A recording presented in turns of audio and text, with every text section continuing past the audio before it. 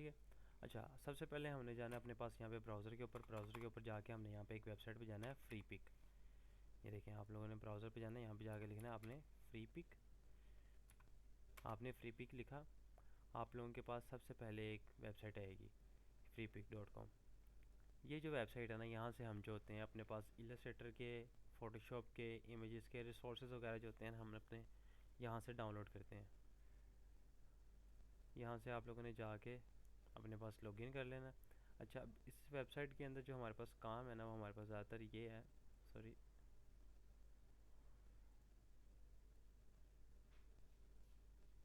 इसको मैं यहाँ से साइन अप कर लेता हूँ।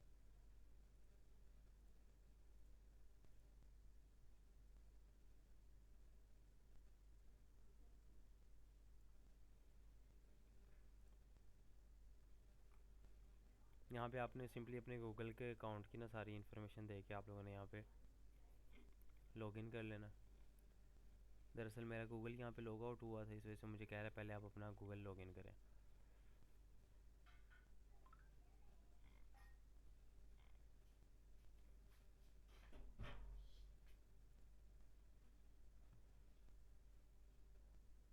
अब ये देखें, यहाँ पे मैंने अपना साइन अप कंप्लीट कर लिया गूगल के थ्रू।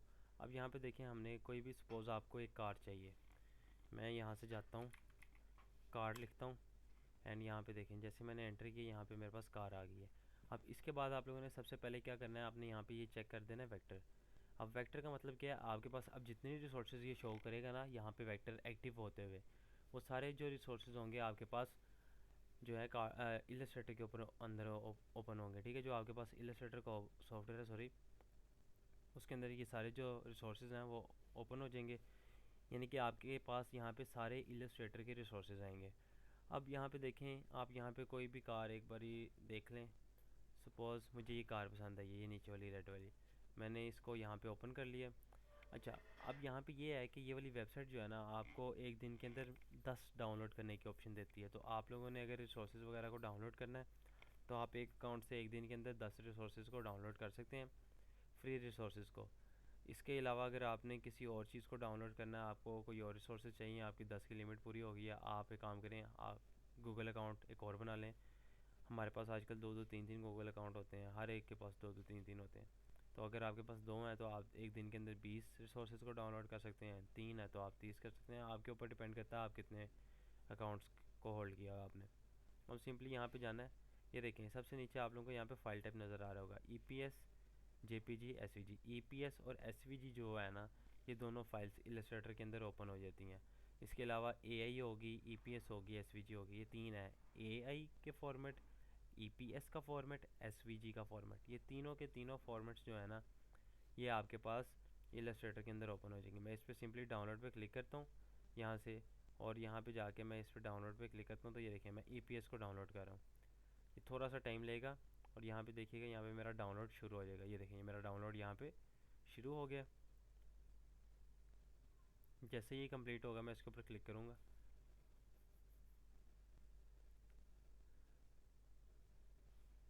अच्छा, अब मैं आप लोगों को यहाँ पे कुछ और मज़ीद बताता हूँ। आप लोगों ने यहाँ पे कार्टून सर्च करना है। ये देखें, कार्टून करेक्टर, कार्टून, यहाँ पे आप लिखेंगे कार्टून करेक्टर्स। आपने यहाँ पे लिखा है, आपके पास ये वेक्टर ऑन है। जितने भी आपके पास कार्टून करेक्टर्स आ रहे हैं ये सारे इलस्ट्रेटर के अंदर आपके पास ओपन हो जाएंगे। ठीक है, और इसके अलावा अगर आप देखें, बनी लिखते हैं, आपके पास यहाँ पे बनी भी आपके पास यहाँ पे इलस्ट्रेटर के अंदर ओपन हो जाएगा। इसके अलावा आप यहाँ पे लिखते हैं सुपर हीरो, सुपर हीरो, यहाँ पे हर किस्म के रिसोर्सेज आपको मिल जाएंगे। यहाँ से आप हर किस्म के रिसोर्सेज को आप यहाँ पे डाउनलोड कर सकते हैं जो आपको इलस्ट्रेटर के अंदर रिक्वायर्ड है। ठीक है, अब यहाँ पे देखें, मैंने कार डाउनलोड की, मैंने अपनी कार के पास गया हूँ, यहाँ पे ये मेरी कार डाउनलोड हुई थी, मैंने इस पर क्लिक किया, मेरा यहाँ पे इलस्ट्रेटर अभी लॉन्च हो जाएगा थोड़ी देर के अंदर। ये देखिए मेरे पास यहाँ पे मेरा इलस्ट्रेटर लॉन्च हो गया। थोड़ा सा मैं इस पर वेट करूँगा और मेरी फ़ाइल जो है वो इलस्ट्रेटर के अंदर ओपन हो जाएगी।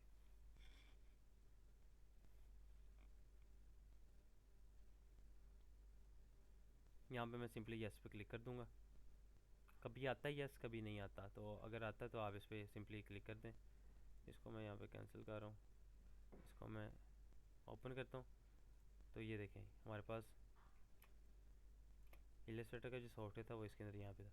अब ये देखें ये कार है, ये वाली कार है। मैंने कंट्रोल एन प्रेस किया अपने कीबोर्ड के ऊपर, मेरे पास न्यू फाइल की ऑप्शन आ गई। मैंने 1920 1080 पे डबल क्लिक किया, मेरे पास ये वाली फ़ाइल ओपन हो गई है। मैंने सिंपली इस कार को क्लिक किया, इस कार को क्लिक करके यहाँ पे ड्रैग करके लेके गया और यहाँ पे लाके ड्रॉप कर दिया, तो मेरी कार यहाँ पे ओपन हो गई है। अगर आप लोगों के पास इस तरीके से नहीं हो रहा तो आप लोगों ने सिंपली क्या करना है, इस कार को कंट्रोल सी करना है क्लिक करके, और आप लोगों ने यहाँ पे लाके कंट्रोल भी कर देना। ये दो तरीके कार हैं, आप इन दोनों में से किसी भी तरीके को इस्तेमाल करके आप अपनी कार को एक फ़ाइल से दूसरी फाइल में मूव कर सकते हैं। अब ये देखिए मैंने यहाँ पे नीचे शेड को रिमूव करना है। मैं यहाँ पे ड्रैग सिलेक्शन टूल को सिलेक्ट करूँगा, इस शेड को सिलेक्ट करूँगा। सिलेक्ट करने के बाद यहाँ पे मैं डिलीट का बटन प्रेस कर दूँगा अपने पास। ये देखिए मेरे पास यहाँ पे वो डिलीट हो गया। अब मैंने क्या करना है, सबसे पहले आपने लेयर्स को समझना है। आफ्टर इफेक्ट्स के अंदर हम एनिमेशन करते हैं, और एनिमेशन जब मैंने एक चीज़ के ऊपर एनिमेशन करनी है तो वो चीज़ सेपरेट लेयर के अंदर होनी चाहिए।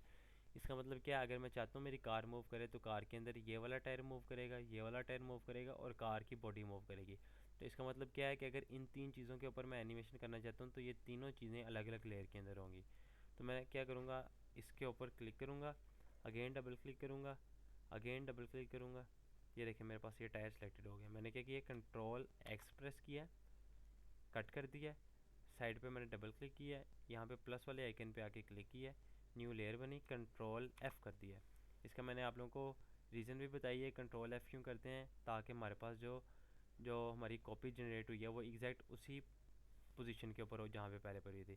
अगेन इस पर क्लिक किया, डबल क्लिक किया, फिर क्लिक करके इस पर डबल किया, और अब मेरा ये टायर सेलेक्ट हो गया। मैंने कंट्रोल एक्स प्रेस कर दिया, किसी भी साइड पे आके मैंने डबल क्लिक कर दिया।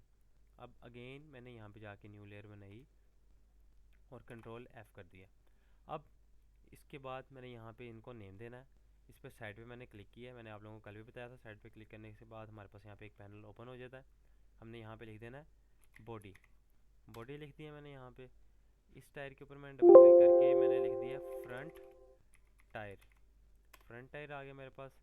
इस पर डबल क्लिक करके मैंने लिख दिया बैक टायर, यहाँ पे मेरे पास बैक टायर आ गया। अब मैंने क्या करना है, इस फाइल को सेव कर देना है। कंट्रोल एस किया मैंने, डेस्कटॉप के अंदर जाते हैं, मैंने डेस्कटॉप के अंदर आपकी फाइल्स रखी हुई हैं। डेस्कटॉप के अंदर न्यू फोल्डर बना के मैंने यहाँ पे लिख दिया बैच 3 लेक्चर 4, ठीक है। इसके अंदर मैं गया हूँ और मैंने यहाँ पे जाके लिख दिया है कार। मेरी ये फ़ाइल जो है यहाँ पे सेव हो गई है। सिंपली आप लोगों को मैंने फ्री पिक से बताया, हम फ्री पिक से फ्री रिसोर्सेज को किस तरीके से डाउनलोड करते हैं। लेयरिंग का मैंने आप लोगों को पहले से बताया हुआ था, और इसके अंदर हमने यहाँ पे ले आया। अब अगर आप इसके अंदर कुछ काम करना चाहते हैं ना, तो इस फाइल के अंदर आप कम्प्लीटली हर तरह की कस्टमाइजेशन कर सकते हैं। इसके अंदर आप जो काम करना चाहें आप इसके अंदर कर सकते हैं। सिंपली आप देखें ये कार का कलर रेड है, आपने ड्रैग सिलेक्शन टूल अपना यहाँ से ऑन किया है, यहाँ पे जाके आपने इस कार के ऊपर क्लिक, इस पार्ट के ऊपर क्लिक कर दिया। आप इस पार्ट का कलर चेंज करना चाहते हैं, आपने यहाँ पे जाके कलर पे क्लिक किया। आप सपोज़ आप अपनी कार को यहाँ पे पर्पल करना चाहते हैं, मैंने यहाँ पे पर्पल कलर ऐड कर दिया। अब मैं नीचे आया हूँ, यहाँ पे इस पर क्लिक किया। इस पर क्लिक करने के बाद मैं अगेन पर्पल कलर को थोड़ा डार्कर शेड के अंदर ले जाता हूँ,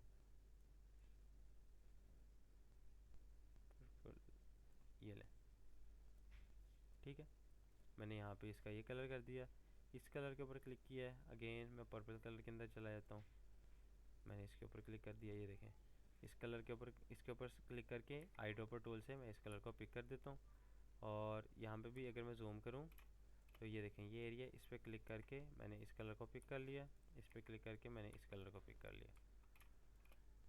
एंड अब देखें हमारे पास हमारी जो कार का कलर है वो हमारे पास चेंज हो गया। ऊपर वाला कलर डिफरेंट लग रहा है, मैंने आई ड्रॉपर टूल से नीचे वाले कलर के साथ मैच कर दिया। अब देखिए मेरी कार आलमोस्ट सेम ही लग रही है,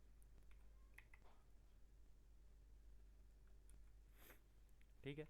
मैं इसको सेव कर लेता हूँ। अब देखें कस्टमाइजेशन मैंने इसके अंदर कर ली। आप इसी तरह टायर का कलर चेंज करना चाहते हैं, किसी भी चीज़ का कलर चेंज करना चाहते हैं, आप बिल्कुल इजीली इसके अंदर चेंज कर सकते हैं।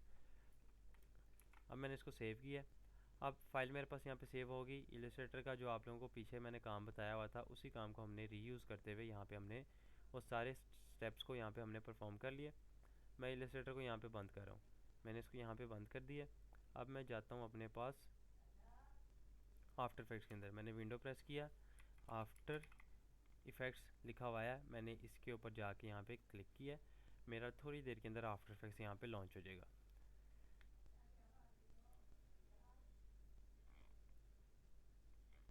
थोड़ा सा इसके ऊपर टाइम लगता है क्योंकि सॉफ्टवेयर जो है अपनी यानी कि लोडिंग के अंदर टाइम लेते हैं थोड़ा सा।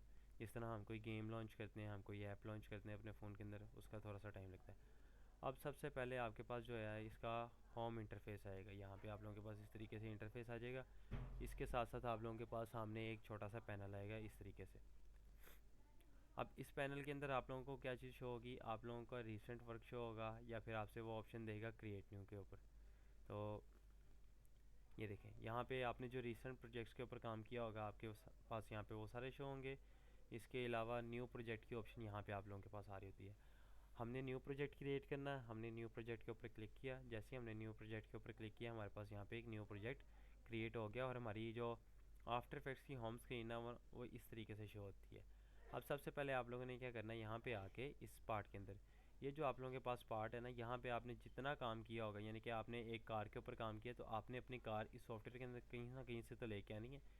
आपकी कार जब आप लेके आएंगे तो आपके पास आपकी कार यहाँ पे पड़ी होगी। ठीक है, ये वो एरिया जहाँ पे आपको आपकी एनिमेशन का प्रीव्यू नज़र आएगा और ये जो पार्ट है ना ये आपका टाइमलाइन का पार्ट है। ठीक है, अब इसके अलावा यहाँ पे ये जो पैनल्स हैं इनके अंदर हमारे पास कुछ प्रीसेट्स वगैरह पड़े हुए हैं। जिस तरह अगर मैं आप लोगों को सिंपल वर्ड्स में बताऊँ तो यहाँ पे आप लोगों के पास टूल्स वगैरह पड़े हुए हैं। ये ऊपर जो टूल्स पड़े हैं, जिस तरह हमारे पास इलस्ट्रेटर के अंदर हमारे पास यहाँ पे कुछ टूल्स वगैरह पड़े होते थे।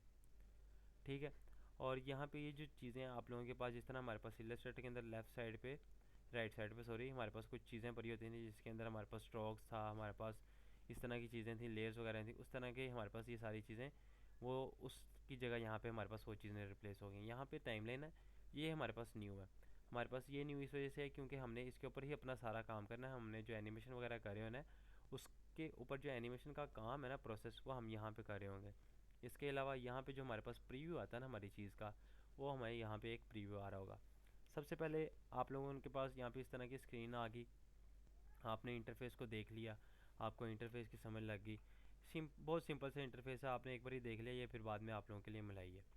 अब इसके बाद आप लोगों ने यहाँ पे आना है, यहाँ पे आके आपने राइट क्लिक करना है, एक न्यू कंपोजिशन बनानी है। जब हमने न्यू कंपोजिशन बनानी है हमने क्या करना है, यहाँ पे उस कंपोजिशन को कोई नाम दे देना है।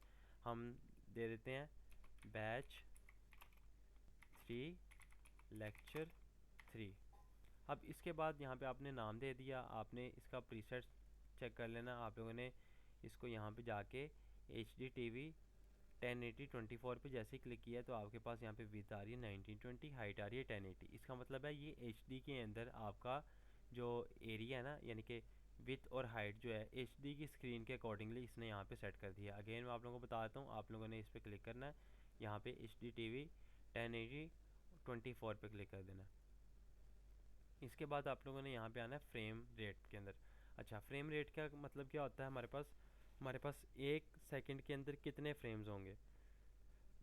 यहाँ पे इसने बताया 24। इसका मतलब है हमारे पास 1 सेकंड के अंदर 24 फ्रेम्स होंगे। फ्रेम्स क्या होते हैं मैं आप लोगों को आगे जाके समझा दूंगा, इस पर आप लोगों ने परेशानी होना। एक और बात आप लोगों को बताता हूँ, 1 सेकंड के अंदर जितने ज़्यादा फ्रेम्स होंगे आपकी एनिमेशन उतनी ही ज़्यादा स्मूथ होगी। ठीक है, तो 24 जो फ्रेम्स हैं ये बहुत अच्छे हैं, यानी कि आपको इसके ऊपर बहुत ज़्यादा स्मूथ मिल जाती है। लेकिन अगर आपको कभी आपका क्लाइंट कहता है मुझे फ्रेम रेट ज़्यादा चाहिए, यानी कि मुझे 60 FPS की जो है ना वीडियो चाहिए, तो आप लोगों ने यहाँ पे जाके फ्रेम रेट को चेंज कर लेना है। ठीक है, और इसके बाद रेजोल्यूशन आप लोगों ने इनिशियली क्वार्टर रखनी है, आप फुल भी रख सकते हैं, हाफ भी रख सकते हैं, यहाँ से कुछ भी रख सकते हैं और आप बाद में इसको चेंज भी कर सकते हैं, कोई मसला नहीं है। यहाँ से आप लोगों ने बताना है आप लोगों की जो टोटल ड्यूरेशन है आपके प्रोजेक्ट की कितनी है। यहाँ पे सपोज़ मैं 30 सेकंड की एनिमेशन बनाना चाहता हूँ तो मैंने लिख दिया है 30 सेकंड की एनिमेशन बनेगी और इससे ज़्यादा कुछ नहीं होगा। मैं सिंपली यहाँ पे आके ओके पे क्लिक करूँगा तो ये देखें मेरे पास यहाँ पे सामने इस तरीके से आ रहा है। अगर आप लोगों के पास इस तरीके से नहीं आ रहा, ब्लैक आ रहा है, आपके पास ये एक आइकन है, आपने इस पर क्लिक करना है। आप लोगों के पास यहाँ पे जो प्रीव्यू है आपका ब्लैक हो जाएगा। आप इस पर क्लिक करेंगे, आपके पास जो आपका प्रीव्यू है वो ट्रांसपेरेंट हो जाएगा। अब ये देखें यहाँ पे बहुत छोटा नज़र आ रहा है। अगर मैं इसको बड़ा करना चाहता हूँ तो ये देखें यहाँ पे एक ऑप्शन आई है, इसको आपने फ़िट कर दिया। तो इसने क्या किया, इसके अकॉर्डिंगली इसने प्रीव्यू को फ़िट कर दिया। अगर आप खुद इसको छोटा बड़ा करना चाहते हैं, आप यहाँ पे इस एरिया के अंदर अपना माउस लेके आएंगे, अपने माउस के ऊपर कर्सर को जो लगा हुआ है उसको स्क्रॉल करेंगे तो आपके पास जो ये चीज़ है ना ये बड़ी और छोटी भी होगी। इसके अलावा अगर आप अपने कीबोर्ड के ऊपर स्पेस बार प्रेस करते हैं तो आपका ये देखें हैंड टूल एक्टिव हो गया, आपने क्लिक किया और आप इसको उसी तरीके से जिस तरीके से हम इलस्ट्रेटर के अंदर इसको मूव करते थे इसको मूव भी कर सकते हैं। That's it. अब इसके बाद हम आते हैं, हमने इसके अंदर अपनी कार को इंपोर्ट करना है। जो मैंने कार बनाई है उसके ऊपर मैं एनिमेशन करना चाहता हूँ। जैसे ही अगर मैं उसके ऊपर एनिमेशन करना चाहता हूँ तो मैंने अपनी कार को यहाँ पे लेके भी आना है। तो यहाँ पे जो ये एरिया है ना, ये वाला पैनल जो है इसके ऊपर आपने डबल क्लिक करना है। जैसे ही आपने डबल क्लिक किया ये आपके पास यहाँ पे एक फाइल एक्सप्लोरर को ओपन कर देगा। अब आपने देखना है आपने अपनी फ़ाइल को कहाँ पे रखा था। मैंने डेस्कटॉप के अंदर रखा था, डेस्कटॉप के अंदर लेक्चर बैच 3 लेक्चर 4 के अंदर रखा था। मैंने डबल क्लिक किया, इसके अंदर एक कार डॉट ए आई लिखा हुआ है क्योंकि मैंने कार को सेव किया था और मेरी जो फॉर्मेट था वो कार डॉट ए आई था। मैंने इसके ऊपर डबल क्लिक किया। जैसे ही मैंने डबल क्लिक किया इसने यहाँ पे मेरे सामने एक छोटा सा पैनल ओपन कर दिया। अब इसके अंदर ये मुझसे पूछ रहा है आप इसको फुटेज के अंदर लेके आना चाह रहे हैं या आप इसको कंपोजिशन के अंदर लेके आना चाह रहे हैं। तो मैं इसको कंपोजिशन के अंदर लेके आना चाह रहा हूँ। अब कंपोजिशन के अंदर लेके आने में और फुटेज के अंदर लेके आने में दोनों के अंदर डिफरेंस क्या है। फुटेज के अंदर अगर मैं लेके आता हूँ ना तो मैंने जो वहाँ पे 3 लेयर्स बनाई हैं ना वो 3 लेयर्स को कंबाइन करके यहाँ पे ले आएगा। ठीक है, तो अगर 3 लेयर्स को कंबाइन करके यहाँ पे ले आएगा तो इसका मतलब यह है यहाँ पे तो एक ही लेयर आएगी। तो एक लेयर के ऊपर तो मैं एनिमेशन कर ही नहीं सकता। अगर मैंने 3 चीज़ों के ऊपर एनिमेशन करनी है तो मुझे वो 3 चीज़ों के अंदर ही चाहिए। तो आप लोगों ने क्या करना है, इसको यहाँ से कंपोजिशन के ऊपर क्लिक करके ओके कर देना है। जैसे ही आपने ओके किया आपकी ये देखें कार आप लोगों की यहाँ पे आ गई है। आपने इस कार के ऊपर क्लिक करना है, क्लिक करके ड्रैग करके आपने इसको नीचे यहाँ पे टाइमलाइन के अंदर ला के छोड़ देना। जैसे आपने टाइमलाइन के अंदर ला के छोड़ा आपकी कार जो है आपके पास यहाँ पे आ गई है।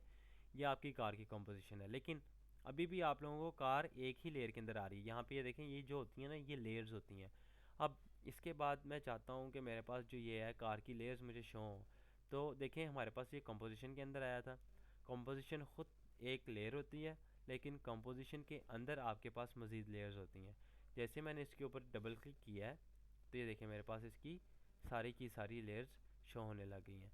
अब देखें जब मैंने बैक टायर के ऊपर क्लिक किया तो मेरा बैक टायर का जो ये है ना इसको अगर मैं मूव करता हूँ तो ये देखिए मेरा बैक टायर यहाँ से मूव कर है। मूव कर किस तरीके से किया मैंने, मूव मैंने किया है सिंपली क्लिक किया, यहाँ पे बैक टायर को सिलेक्ट किया और यहाँ पे बैक टायर को इस तरीके से मैंने मूव कर दिया। कंट्रोल जी किया मैंने अनडू करने के लिए, मेरा टायर अपनी पोजीशन में वापस आ गया। और अगर मैं यहाँ पे बॉडी पे क्लिक करता हूँ, बॉडी को सिलेक्ट कर लिया, ये देखें यहाँ से बॉडी को सिलेक्ट कर लिया और इसके बाद ये देखें हमारे पास यहाँ पे बॉडी इस तरीके से आ रही है। कंट्रोल जी करके मैं इसको वापस उसकी अपनी पोजीशन के ऊपर लेके आता हूँ। तो अब यहाँ पे देखें हमारे पास ट्रांसफॉर्म के अंदर एनिमेशन करते हुए अगर आप देखते हैं आपके पास गाड़ी जब चल रही होती है तो आपकी गाड़ी थोड़ी सी अप डाउन मूव हो रही होती है और गाड़ी के टायर्स जो होते हैं वो सिंपली रोटेट कर रहे होते हैं। हमारे पास एक कार की एनिमेशन इसी तरीके से हो रही होती है। तो अब मैं यहाँ पे आता हूँ बैक टायर के ऊपर, लेकिन बैक टायर के ऊपर जब मैं आता हूँ तो ये देखें बैक टायर का जो ये पार्ट है ये सेंटर पॉइंट होता है, इसको कहते हैं हम एंकर पॉइंट। अब जो बैक टायर का ये पॉइंट है ये हमारे पास यहाँ पे एंकर पॉइंट यहाँ पे है, इसको कहते हैं सेंटर पॉइंट। लेकिन टायर का हमारा सेंटर कहाँ पे है, यहाँ पे करके। तो हमने इसको इसके सेंटर के अंदर लेके आना। ठीक है, अब सबसे पहले आप लोगों को यहाँ पे मैं कुछ टूल्स वगैरह का बता देता हूँ। जैसे मैं यहाँ पे स्पेस प्रेस करता हूँ तो यहाँ पे देखिए मेरा ये हैंड टूल जो है यहाँ पे एक्टिव हो जाता है। हैंड टूल को यहाँ पे मैं कर देता हूँ। जैसे मैं अपने कीबोर्ड के ऊपर वी प्रेस करता हूँ तो मेरा ये सिलेक्शन टूल एक्टिव हो जाता है और बाकी जो टूल्स हैं वो मैं आपको साथ साथ जैसे हम इन पे जाएंगे मैं आप लोगों को डिस्कस करता रहूँगा। अब सबसे पहले हम यहाँ पे आते हैं, मैं अपने टायर पे क्लिक करता हूँ। ये मेरा बैक टायर है, बैक टायर का जो सेंटर पॉइंट है यहाँ पे होना चाहिए लेकिन यहाँ पे है। कुछ बच्चों के लिए सेंटर पॉइंट यहाँ पे शो होगा, कुछ बच्चों को सेंटर पॉइंट यहाँ पे शो होगा, वो उनके आफ्टर इफेक्ट्स के ऊपर डिपेंड करता है। जिन बच्चों को सेंटर पॉइंट यहाँ पे शो हो रहा है उनके लिए तो कोई मसला नहीं है, लेकिन जिन बच्चों को सेंटर पॉइंट यहाँ पे शो हो रहा है उन्होंने क्या करना है अपने बैक टायर को यहाँ पे जाके सेलेक्ट करना है और यहाँ पे आपने जाके ये पेन बिहाइंड टूल यानी कि एंकर पॉइंट टूल को एक्टिव कर लेना है। इस पर क्लिक किया और अब आप इस पॉइंट पे क्लिक करते हैं तो ये देखें आपका पॉइंट मूव हो रहा है। आपने इसको जूम करना है, ऑल्ट प्रेस करके जूम किया, स्पेस प्रेस करके मैं इसकी यहाँ पे गया हूँ और इसको मैं यहाँ पे क्लिक करके इसके सेंटर में ले आया हूँ। आप में से अक्सर बच्चे कह रहे होंगे सर ये तो बहुत पिक्सलेट हो रहा है, ये क्यों हो रहा है? अच्छा, ये पिक्सलेट इस वजह से हो रहा है क्योंकि यहाँ पे देखें इसकी जो रेजोल्यूशन है, इसको मैंने क्वार्टर रखा हुआ है। जैसे मैं इसको यहाँ पे फुल पे क्लिक करूँगा तो ये देखें पिक्सलेट होना बंद हो गया, लेकिन हम इसको क्वार्टर पे ही रखेंगे। क्वार्टर पे क्यों रखेंगे? ताकि हमारे सिस्टम के ऊपर लोड ना आए। जब हम इसको फुल रेजोल्यूशन के अंदर रखते हैं तो इसने हर सूरत इसको हर वक्त इसने इसको फुल रेजोल्यूशन के अंदर रखना होता है। जब हम इसको फुल रेजोल्यूशन के अंदर रखते हैं तो आपका सिस्टम जो होता है वो स्लो पड़ जाता है, आपका काम जो होता है वो होता नहीं है। आप मूव करना चाह रहे हैं, स्टक होके मूव हो रहा है, आर के मूव हो रहा है, आपकी चीज़ जो होती है वो ठीक तरीके से मूव नहीं कर रही होती। अब बैक टायर का तो मैंने एंकर पॉइंट सेंटर कर दिया है, अब फ्रंट टायर का करना है। फिर मैं इसके ऊपर क्लिक करूँगा एंकर पॉइंट टूल को एक्टिव करते हुए और इसके सेंटर में ले आऊँगा। उसी तरीके से मैंने जूम किया है ऑल्ट प्रेस करके, सॉरी अपने पास की माउस के ऊपर स्क्रॉल प्रेस करके, ठीक है, स्क्रॉल को अप किया है तो मेरे पास यहाँ पे जूम हो गया। अब मैंने क्या करना है, इसके सेंटर के अंदर इस पॉइंट को रख देना है। मैंने इसके पॉइंट को इसके सेंटर के अंदर रख दिया। अब ये देखें बिल्कुल ठीक सेंटर के अंदर आ गया। अब मैंने क्या किया, यहाँ पे जाके अपने सिलेक्शन टूल को एक्टिव कर लिया। अब हम क्या करते हैं, अब हमने एनिमेशन करनी है। अब एनिमेशन के अंदर हम क्या करते हैं, हम इसके ऊपर जाते हैं, किसी एक लेयर के ऊपर मैंने इस लेयर के ऊपर एनिमेशन करनी है। तो इसके पास यहाँ पे देखें हमारे पास एक छोटा सा आइकन यहाँ पे शो हो रहा है। जैसे ही मैंने इस आइकन के ऊपर क्लिक किया तो देखें मेरे पास नीचे से ट्रांसफॉर्म की ऑप्शन शो होने लगी है। मैंने इसकी ट्रांसफॉर्म के ऊपर क्लिक किया, देखिए मेरे पास नीचे कुछ चीज़ें शो होने लगी हैं। अब इनके अंदर से हमने क्या करना है, हमने टायर को रोटेट करना है। टायर को रोटेट करने के लिए हम यहाँ पे रोटेशन को इस्तेमाल करेंगे, लेकिन मैं आप लोगों को साथ साथ कुछ चीज़ें और बता देता हूँ। जिस तरह यहाँ पे ओपेसिटी है, सपोज़ मैं चाहता हूँ यहाँ पे आप लोगों के पास जो ये टाइमलाइन है, अगर आप इस टाइमलाइन के अंदर मूव करना चाहते हैं तो आप लोगों ने सिंपली उसी तरीके से स्पेस प्रेस करना है और क्लिक करके इस तरीके से यहाँ पे मूव करना है। अभी मूव क्यों नहीं हो रही, क्योंकि यहाँ पे देखिए हमारे पास टाइमलाइन जो है जूम आउट हुई है। मैसेज अगर मैंने इसको जूम इन करना है तो मैं इसको जूम इन करने के लिए हम क्या करेंगे, अपने कीबोर्ड के ऊपर ऑल्ट प्रेस करेंगे। ऑल्ट प्रेस करने के बाद अपने माउस के ऊपर स्क्रॉल को अप डाउन करेंगे। ये देखें ये इसको जूम कर रहा है। अब जब मैंने इसको मैक्सिमम जूम कर लिया तो ये देखें हमारे पास, मैंने स्पेस को प्रेस किया, हैंड टूल आया, मैंने क्लिक किया, क्लिक करने के बाद मैं इसको ड्रैग कर रहा हूँ तो ये देखें मेरी टाइमलाइन यहाँ पे मूव हो रही है। और यहाँ पे नीचे आपको पता भी चला आप अपनी टाइमलाइन के अंदर कहाँ पे हैं। अगर आप इस तरीके से नहीं करना चाहते, आप सिंपली यहाँ पे जाएंगे और इसको इस तरीके से यहाँ पे मूव कर देंगे। और अगर आप टाइमलाइन को आल्ट प्रेस करके स्क्रॉल के थ्रू जूम नहीं करना चाहते तो आप लोगों के पास यहाँ पे ये एक ऑप्शन होती है, आप इसको क्लिक करके जितना इसको इस साइड पे लेके जाएंगे लेफ़्ट साइड पे, ये उतना जूम आउट होता रहेगा, जितना राइट साइड पे लेके आएंगे उतना जूम इन होता रहेगा। अब यहाँ पे सपोज़ मैं इसको मज़ीद जूम करता हूँ। जब मैंने इसको मज़ीद जूम किया है तो ये देखें हमारे पास यहाँ पे बता रहा है 4F। यहाँ पे देखें आपके पास यहाँ पे 4F, 8F, 12F, 16F, 20F और इसके बाद 1 सेकेंड। इसको मैं मज़ीद जूम करता हूँ तो ये देखें इसके बाद यहाँ पे बता रहा है कि 1 सेकेंड के अंदर यहाँ से लेके यहाँ तक 1 सेकेंड है और इसके अंदर टोटल 24 फ्रेम्स है। इसको मैं मज़ीद जूम कर लेता हूँ तो ये जो आप लोगों के पास ये है यहाँ से यहाँ तक।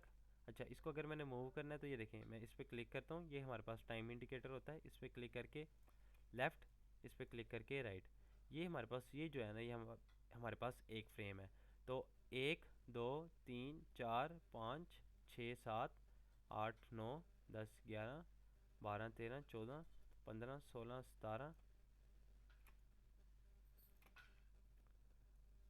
18 19 20 21 22 23 जैसे 24 पे है हमारे पास यहाँ पे 1 सेकेंड पूरा हो गया। इसका मतलब ये है कि जो हमने शुरू पे 24 फ्रेम्स का फ्रेम रेट सेट किया था वो हमारे पास 1 सेकेंड के अंदर, इसका मतलब यही है कि 1 सेकेंड के अंदर 24 फ्रेम्स होंगे। अब इसके बाद जैसे ही मैंने ऑल्ट प्रेस करके स्क्रॉल करके इसको जूम किया है, स्पेस प्रेस करके इसको लेफ़्ट साइड पे लेके आया हूँ। अगर मैं चाहता हूँ कि इसके अंदर जो टायर है ना आहिस्ता आहिस्ता ख़त्म हो जाए तो मैं क्या करूँगा, ओपेसिटी पे क्लिक करूँगा। यहाँ पे मैंने ओपेसिटी को एक्टिव कर दिया। ओपेसिटी इसका मतलब ये है कि मैंने ओपेसिटी यहाँ पे इस पर जब क्लिक किया इसका मतलब ये है कि मैंने ओपेसिटी के ऊपर एनिमेशन स्टार्ट करने लगा हूँ। जैसे ही मैं यहाँ पे जाता हूँ, मैं चाहता हूँ यहाँ पे जाते जाते या फिर यहाँ पे जाते हुए जो मेरा टायर है वो ख़त्म हो जाए, यानी कि कम हो जाए। ओपेसिटी का मतलब क्या है, हमारे पास एक चीज़ है वो आहिस्ता आहिस्ता मध्यम होके ख़त्म हो जाएगी। तो ये देखें जैसे ही मैं इसको यहाँ पे इस तरीके से कम किया तो ये देखें यहाँ पे उसकी ओपेसिटी यानी कि विजिबिलिटी ख़त्म हो गई है। ये देखें आहिस्ता आहिस्ता मेरा टायर चला गया। अब इससे हम एनिमेशन करते हैं। एनिमेशन हम कब होती है हमारे पास? एनिमेशन तब होती है जब हमारे पास दो की फ्रेम्स हों, एक की फ्रेम ये है, एक की फ्रेम ये है, और इन दोनों के दरमियान डिफरेंस हो। ये देखें यहाँ पे की फ्रेम 100% पे था, यहाँ पे की फ्रेम 0% पे था। अच्छा, आप में से अक्सर औक़ात बच्चों को इशू ये आएगा कि उनके पास ये चीज़ें शो नहीं हो रही होंगी। जिनके पास ये चीज़ शो नहीं हो रही वो नीचे इन तीन आइकन्स पे क्लिक कर सकते हैं। अगर मैं देखें कोई भी आइकन क्लिक नहीं हुआ तो देखें मेरे पास टाइमलाइन इस तरीके से शो हो रही है। जैसे मैं फर्स्ट आइकन पे क्लिक करता हूँ मेरे पास यहाँ पे इसकी ये कुछ ऑप्शन शो होने लग जाती हैं। जैसे ही मैं सेकंड पे क्लिक करता हूँ तो मेरे पास यहाँ पे मज़ीद ऑप्शन शो होने लग जाती हैं। बट फ़िलहाल अगर आप लोग सिंपली फर्स्ट ऑप्शन को अपने पास ऑन रखें तो आप लोगों का यहाँ पे काम ठीक तरीके से होगा। मैं आप लोगों को बता रहा था एनिमेशन तब होती है जब हमारे पास दो की फ्रेम हो और दोनों की फ्रेम्स के दरमियान डिफरेंस हो। ठीक है, उन दोनों के दरमियान फ़र्क हो कि दोनों की फ्रेम सेम ना हो। अब मैं आप लोगों को बताता हूँ किस तरीके से मैं आप लोगों को बता रहा हूँ। अब ये देखें यहाँ पे दो की फ्रेम्स डिफरेंस थे, मैं यहाँ पे आता हूँ और यहाँ पे अगेन मैंने ज़ीरो पे ही रखा है। अब इसका मतलब ये है यहाँ पे भी डिफरेंस, इसकी ओपेसिटी जो थी इस की फ्रेम पे ज़ीरो थी, यहाँ पे इस की फ्रेम पे भी इसकी ओपेसिटी ज़ीरो है। तो इस इन दो की फ्रेम्स के दरमियान कोई एनिमेशन नहीं हो रही। लेकिन जैसे ही मैं आगे आता हूँ और इसकी ओपेसिटी को 100% करता हूँ तो ये देखें इसके दरमियान ये चला गया, इसके दरमियान इसने कोई एनिमेशन नहीं की। इसके बाद यहाँ से यहाँ पे ये 100 पे आ गया। इसी तरीके से अगर मैंने चाहता हूँ कि मैं 100% पे कराऊँ ना, इस वक्त मैं 100% पे हूँ, मैं यहाँ पे इसके ऊपर क्लिक करता हूँ तो ये सारे की फ्रेम्स ख़त्म हो जाएंगे। उसकी ऊपर ओपेसिटी के अकॉर्डिंगली जो एनिमेशन लगी हुई है वो यहाँ पे ख़त्म हो जाएगी। लेकिन मैं कंट्रोल जी करता हूँ और अगर मैं यहाँ पे ज़ीरो पे आके ख़त्म कर देता हूँ, ज़ीरो पे हूँ इस वक्त मैं, जहाँ पे ज़ीरो ओपेसिटी है मैं यहाँ पे क्लिक कर देता हूँ तो यहाँ पे देखें हमारी जो ओपेसिटी है वो ज़ीरो ही रही है।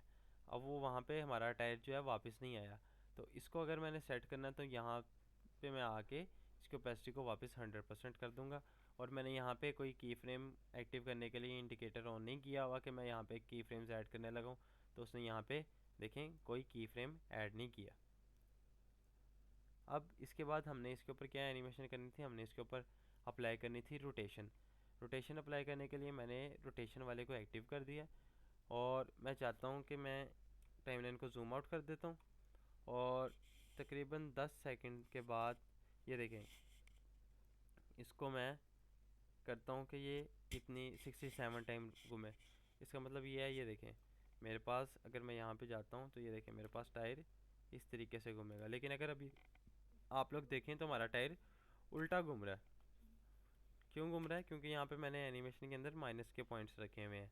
अगर मैं इसको यहाँ पे लेके आता हूँ और इसके पॉइंट्स को मैं प्लस के अंदर कर देता हूँ, सपोज़ यहाँ पे मैं ले आया हूँ, तो ये देखें हमारे पास हमारी एनिमेशन इस तरीके से हो रही है और हमारे जो टायर हैं फ्रंट साइड को मूव कर रहे हैं।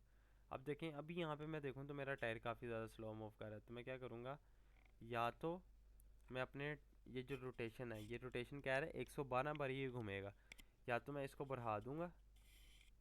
तो अब देखें अब हमारे पास टायर जो है हमारे पास ज़्यादा तेज़ी से घूम रहा है। अगर मैं 112 ही रखता हूँ और मैं चाहता हूँ कि ये तेज़ी से घूमे तो मैं क्या करूँगा, या फिर मैं अपने की फ्रेम को यहाँ पे इस की को पकड़ूँगा, क्लिक करूँगा और इसको मैं इस तरीके से आगे ले आऊँगा। अब क्या हुआ है, अब भी मेरा जो टायर है ना वो तेज़ी से घूम रहा है। ठीक है, अब यहाँ पे देखें हमारे पास हमारा टायर इस तरीके से घूम रहा है। अब देखें हमारे पास जब गाड़ी चल रही होती है जितनी बारी आगे वाला टायर घूमता है उतनी बारी पीछे वाला टायर घूमता है। अब फ्रंट टायर के ऊपर आते हैं। फ्रंट टायर के ऊपर यहाँ पे हम आके ट्रांसफॉर्म के आइकन को नीचे लेके जाके रोटेशन पे क्लिक करते हैं। रोटेशन पे क्लिक करने के बाद सेम इसी जगह पे आके हम देखते हैं 112 टाइम लिखा हुआ था यहाँ पे रोटेशन, यहाँ पे भी हम क्लिक करते हैं तो यहाँ पे हमें एडिट करने की ऑप्शन मिलती है। मैं 112 लिखता हूँ तो यहाँ पे ये देखें मेरे पास ये वाला जो टायर है ये भी 112 बारी घूमेगा इन दो की फ्रेम्स के दरमियान। ये देखें मेरी कार इस तरीके से टायर इसका मूव कर रहा है। और जैसे ही वहाँ पे आएगा वहाँ पे आके वो रुक जाएगा, क्योंकि उसके आगे कोई की फ्रेम ना ऐड हुआ है, तो वहाँ पे आके उसकी एनिमेशन पॉज हो जाएगी। अब इस तरीके से हम अपनी गाड़ी के टायर्स को मूव कर सकते हैं। अब इसके बाद अगर मैं चाहता हूँ कि मेरी जो कार है, अगर हम देखते हैं कार चलते चलते थोड़ा सा अप डाउन मूव कर रही होती है। जैसे मैं इस कार की बॉडी के ऊपर आता हूँ, इस कार की बॉडी को नीचे से जाके ओपन करता हूँ और ट्रांसफॉर्म के ऊपर क्लिक करता हूँ, तो आप लोगों को मैंने ओपेसिटी बता दी, रोटेशन बता दी। स्केल के ऊपर अगर मैं क्लिक करता हूँ, तो स्केल का मतलब है बड़ा छोटा करना। मैंने इसको क्लिक किया और मैं यहाँ पे लेके आता हूँ, तो यहाँ पे अगर मैं लेके आके मैं इसके स्केल को यहाँ से इंक्रीज़ करता हूँ, तो ये देखें यहाँ से क्या हो रहा है, आहिस्ता आहिस्ता गाड़ी की बॉडी बड़ी हो रही है। लेकिन हमें गाड़ी की बॉडी बड़ी नहीं चाहिए, हम सिंपली, मैंने आप लोगों को बताया स्केल के अंदर एनिमेशन किस तरीके से कर सकते हैं। हमने सिंपली यहाँ पे पोजीशन पे क्लिक किया है। अब पोजीशन पे क्लिक करने के बाद मैं थोड़ा सा आगे गया हूँ। अच्छा, अब आगे जाने का तरीक़ेकार हमारे पास 3 से 4 है। अब ये देखिए मैंने जूम किया, जूम करने के बाद मैं आगे जाना चाहता हूँ, मैं ये टाइम इंडिकेटर को क्लिक करके आगे लेके जा सकता हूँ। इसके अलावा आपके पास कीबोर्ड के ऊपर पेज डाउन की ऑप्शन है। पेज डाउन करेंगे, आपका जो टाइमलाइन है, टाइमलाइन इंडिकेटर, वो एक की फ्रेम आगे जाएगा, एक फ्रेम आगे जाएगा। फिर पेज डाउन क्लिक किया, एक और फ्रेम आगे जाएगा। फिर पेज डाउन क्लिक किया, एक और फ्रेम आगे जाएगा। पेज अप क्लिक करेंगे, एक फ्रेम पीछे आएगा, अगेन एक फ्रेम पीछे आएगा। पेज अप करने पे अगेन पेज अप वाला बटन क्लिक करने पे एक फ्रेम आगे आएगा। अगर आप शिफ्ट प्रेस करके पेज डाउन क्लिक करते हैं, तो ये 10 की फ्रेम आगे चला जाता है। शिफ्ट प्रेस करके पेज अप करते हैं, तो ये 10 की फ्रेम पीछे आ जाता है। ये जो चीज़ें हैं आप लोगों ने नोट रखनी है, ये बहुत इजी चीज़ें हैं और बहुत ज़्यादा इस्तेमाल होनी है। अगर आप लोगों ने इसको नोट करके ना रखा होगा तो आप लोगों को मुश्किल होगी। अब शिफ्ट के बाद पेज डाउन में मैंने क्लिक किया है, अगेन पेज डाउन पे मैंने क्लिक किया है। तो अब मैं क्या करता हूँ, गाड़ी को मैं थोड़ा सा ऊपर लेके जाना चाहता हूँ, तो मैं अपनी कार के ऊपर क्लिक करूँगा, कार की बॉडी के ऊपर, और अपने कीबोर्ड के ऊपर जो अप की है ना, जो ऊपर अप डाउन लेफ़्ट राइट की होती है, ऊपर नीचे और दाएं बाएं वाली की, मैं उसमें से अप वाली की को क्लिक कर रहा हूँ, तो वो देखिए मेरी बॉडी भी थोड़ी सी ऊपर जा रही है। तो अब जैसे ही मैं शिफ्ट प्रेस करके 20 की फ्रेम आगे आता हूँ, मैं चाहता हूँ मेरी बॉडी जो है वापस जहाँ पे इस की फ्रेम पे थी वहीं पे यहाँ पे आके सेम की फ्रेम कॉपी हो जाए। तो मैं क्या करूँगा, इस की फ्रेम के ऊपर क्लिक करूँगा, कंट्रोल सी प्रेस करूँगा, कंट्रोल वी प्रेस करूँगा, तो यहाँ पे देखें यहाँ पे उसने सेम ये वाला की फ्रेम जो है कॉपी करके डाल दिया। तो ये देखें हमारे पास इस तरीके से हमारी कार की एनिमेशन हो रही है। लेकिन अगर अभी हम देखें तो हमारी जो कार है वो बहुत ही ज़्यादा स्लो, यानी कि अप डाउन मूव कर रही है। अच्छा बच्चे, आप में से अक्सर बच्चे ना अभी मुझे मैसेज कर रहे हैं, ठीक है, मैं आप लोगों के मैसेज अभी थोड़ी देर के अंदर ही आके देखता हूँ दोबारा, पहले मुझे अपने पॉइंट को कवर अप करने दें। तो काइंडली अभी मुझे व्हाट्सएप के ऊपर मैसेजेस वगैरह ना करें। अच्छा, अब यहाँ पे देखें तो ये बहुत ही स्लो हो रही है। अगर ये स्लो हो रही है तो मैं क्या करूँगा, शिफ्ट पेज डाउन, और मैं इस की फ्रेम को पकड़ के यहाँ पे ले आऊँगा।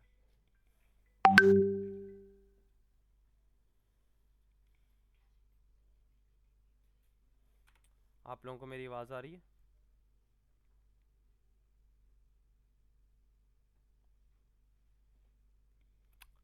शिट।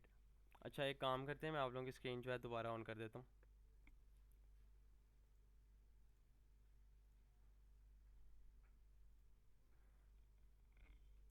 अच्छा आप लोग मुझे बताएं कि स्क्रीन जो है आप लोगों को कहाँ पे ऑफ हुई थी, किस टाइम पे ऑफ हुई थी, मुझे बता दें, मैं आप लोगों को वहाँ से दोबारा रिपीट कर देता हूँ।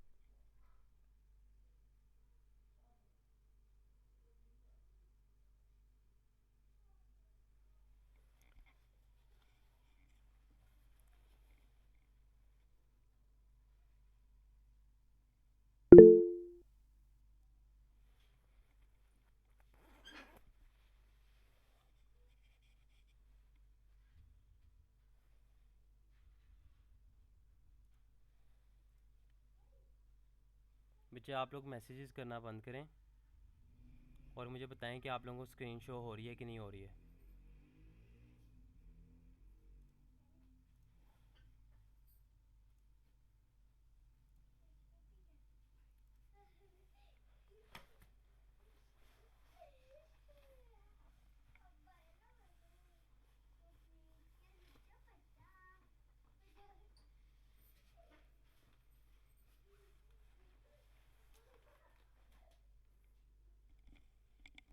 आप लोगों को मेरी स्क्रीन शो हो रही है कि नहीं हो रही अब?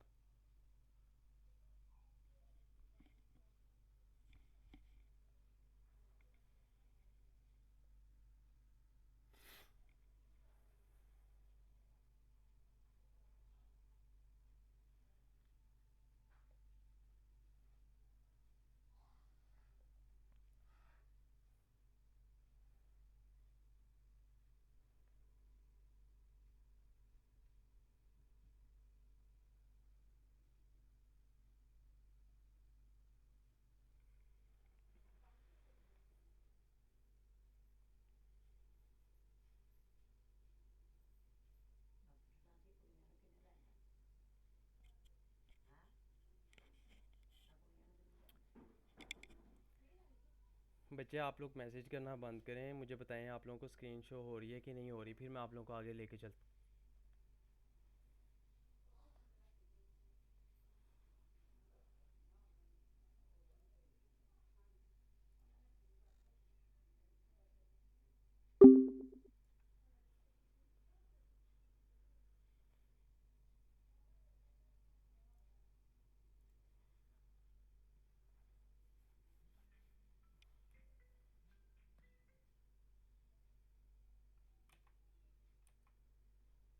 को मैं रिज्यूम कर रहा हूँ।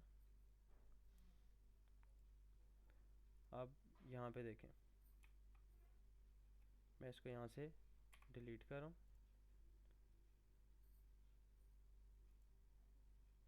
अब यहाँ पे देखें, मैंने कार पे क्लिक किया, इसको भी मैंने यहाँ से डिलीट कर दिया।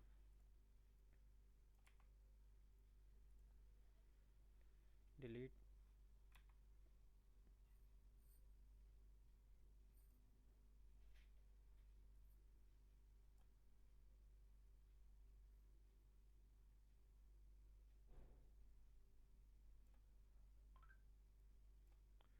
अच्छा, अब यहाँ पे देखें, सिंपली उसी तरीके से मैंने यहाँ पे डबल क्लिक किया, यहाँ से मैं आया हूँ, मैंने अपनी फ़ाइल को यहाँ से देखा, मैंने डेस्कटॉप के अंदर अपनी फ़ाइल रखी हुई थी, लेक्चर बैच 3 लेक्चर 4 के अंदर car.ai।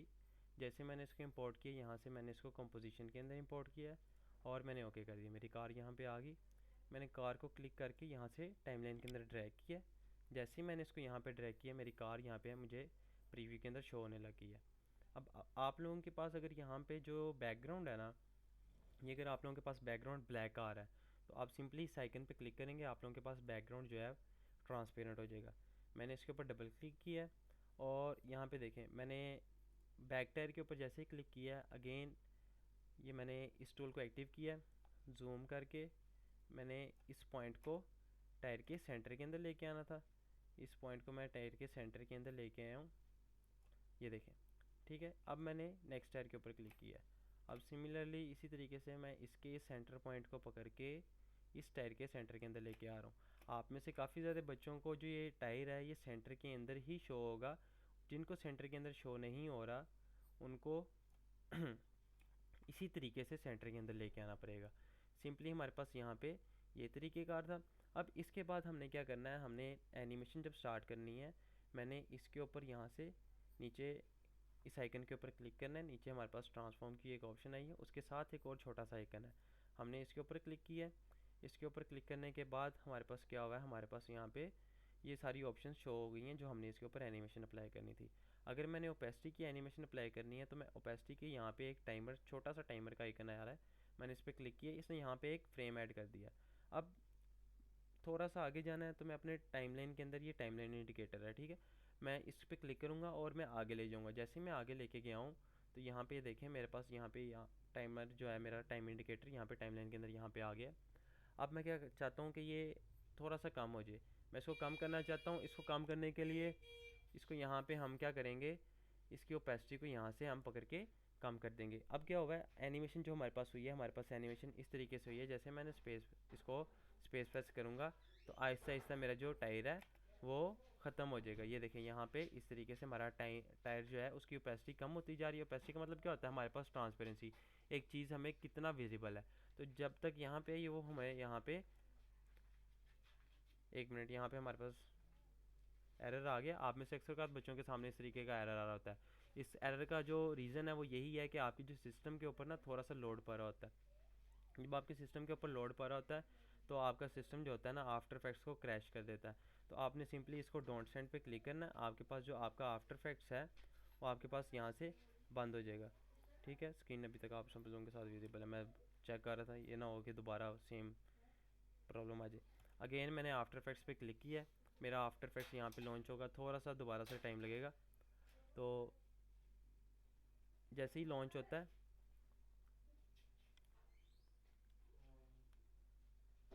इस पर थोड़ा सा टाइम लगेगा, हमने इसको लॉन्च होने देना। आप में से अक्सर वक्त बच्चों के पास ये इशू आ रहा था, बता रहे थे कि हमारे पास ये आ रहा है, तो आप लोगों के सामने भी, आप लोगों के सामने मैंने भी उस इशू को फेस किया और मैंने आप लोगों को सोल्यूशन भी बता दिया। देखिए मेरे पास दोबारा ये यहाँ पे ओपन हो गया।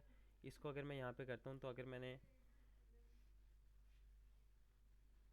थोड़ा सा वेट करेंगे, यहाँ पे हम क्रिएट न्यू पे क्लिक कर देंगे, न्यू प्रोजेक्ट। अगेन यहाँ पे राइट क्लिक करके न्यू कंपोजिशन पे मैं क्लिक करूँगा। हमारे पास था लेक्चर 4, इसमें मैंने क्लिक किया है। अगेन कस्टम के ऊपर आके मैंने HDTV 1080 24 पे क्लिक किया है। फ्रेम रेट को मैंने 24 रखा है।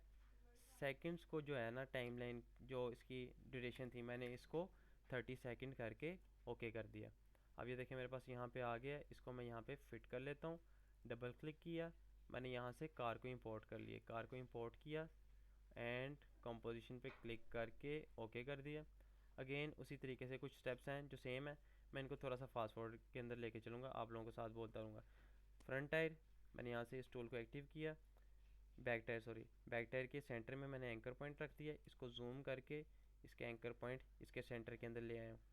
ठीक है, अब इसके बाद फ्रंट टायर को मैंने सेलेक्ट किया, फ्रंट टायर को सेलेक्ट करने के बाद मैं इसके टायर को इसके सेंटर के अंदर लेके आया, इसके सेंटर पॉइंट को अब इसके सेंटर के अंदर ला के मैंने यहाँ पे रख दिया। अब जैसे ही मैंने इसको जूम आउट किया, इसको जूम आउट करने पे ये देखिए हमारे पास दोनों टायर्स का जो पार्ट है वो सेंटर के अंदर आ गए हैं।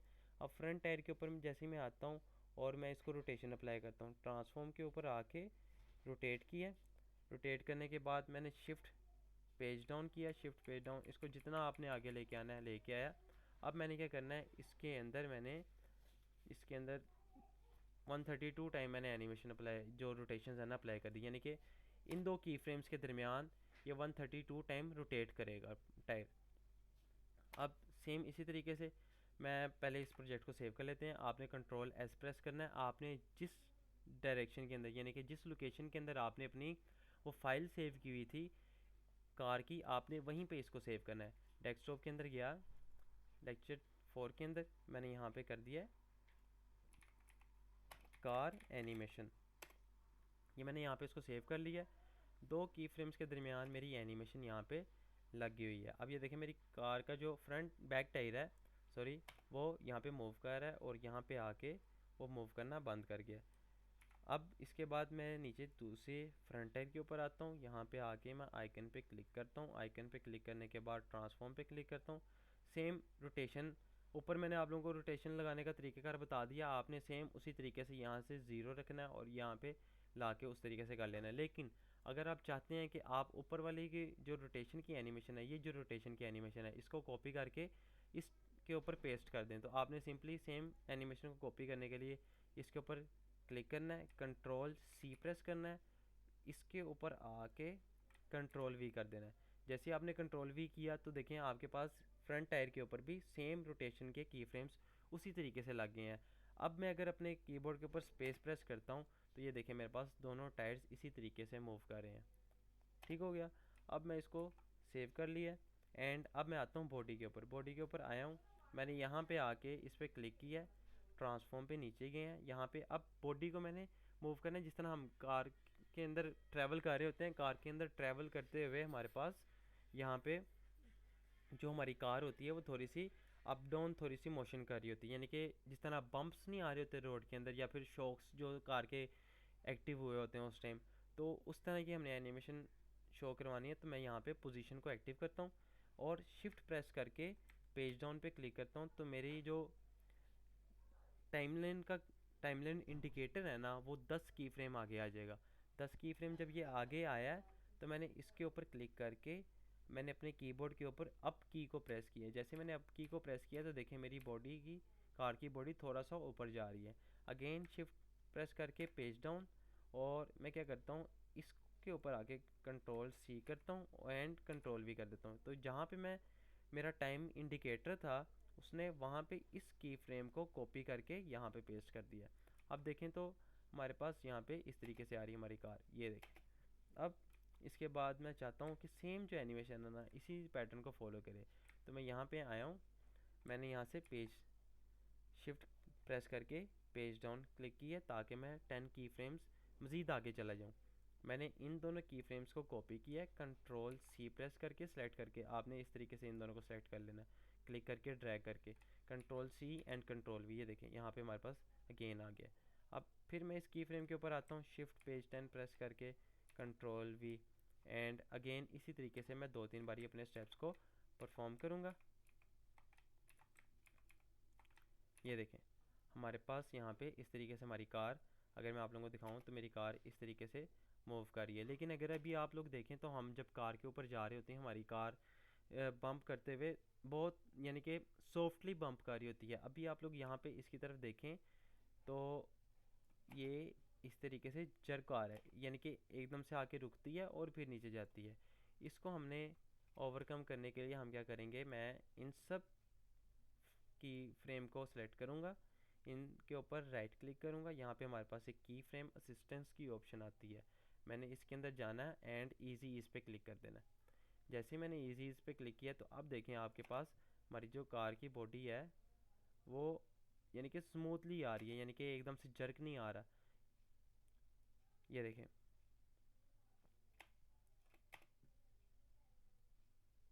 ठीक है। अगर मैं कंट्रोल इन सबको कंट्रोल जी करके ये देखें वापस उन्हीं की फ्रेम्स की तरफ आया हूँ, तो अब देखें हमारे पास इसके ऊपर एंड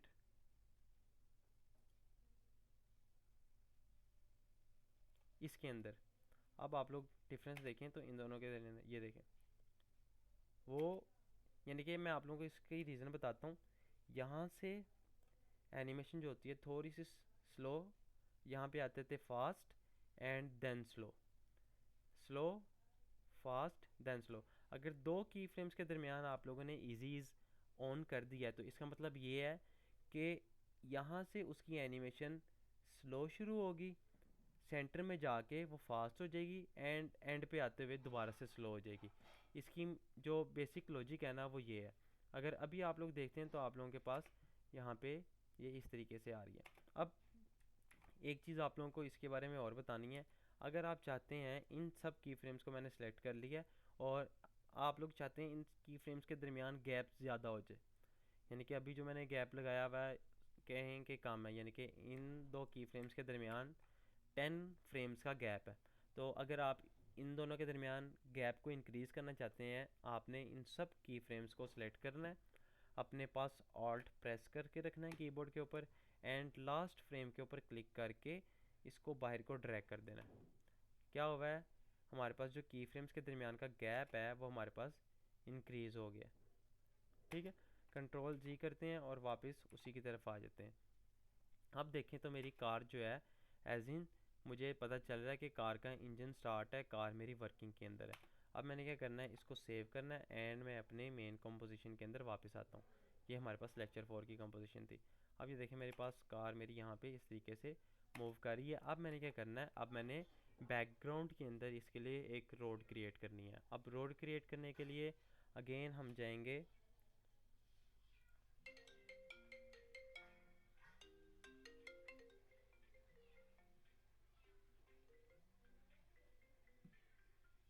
अच्छा, अब हम वापस जाएंगे अपने पास फ्री पिक के ऊपर जो मैंने आप लोगों को वेबसाइट दिखाई थी। अब यहाँ पे हम रोड सर्च कर लेंगे। मैंने यहाँ पे रोड लिखा है, यहाँ पे मेरे पास वेक्टर एक्टिव है।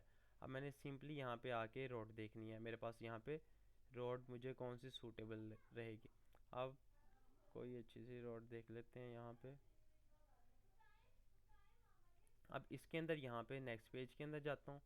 नेक्स्ट पेज के अंदर जाके आप सिंपली यहाँ पे आपको जो पसंद आता है आप उसको सेलेक्ट कर सकते हैं और आप वेट भी कर सकते हैं। सपोज़ मुझे ये वाली रोड जो है ना पसंद आ गई है, मैंने इसके ऊपर क्लिक किया एंड डाउनलोड पे जाके फ्री डाउनलोड के अंदर जाके मैंने EPS फाइल को डाउनलोड कर लिया। जैसे ही मैंने अपने पास EPS फाइल को डाउनलोड किया, थोड़ा सा टाइम लगेगा, मेरे पास यहाँ पे मेरी EPS की फ़ाइल जो है डाउनलोड होगी। मैंने इसके ऊपर क्लिक किया एंड क्लिक करते साथ ही मेरे पास जो मेरा अडोबी इलस्ट्रेटर है वो लॉन्च होने लग गया। जितनी देर तक ये लॉन्च हो रहा है मैं आप लोगों के मैसेजेस वगैरह देख लेता हूँ।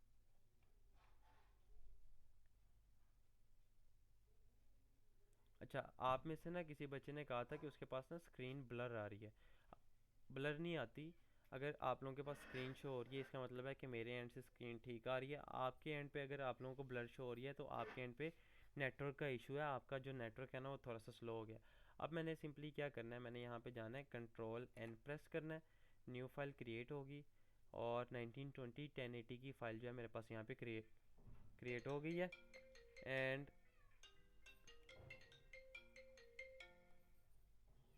अब इसके बाद हम क्या करते हैं, इसको मैं यहाँ पे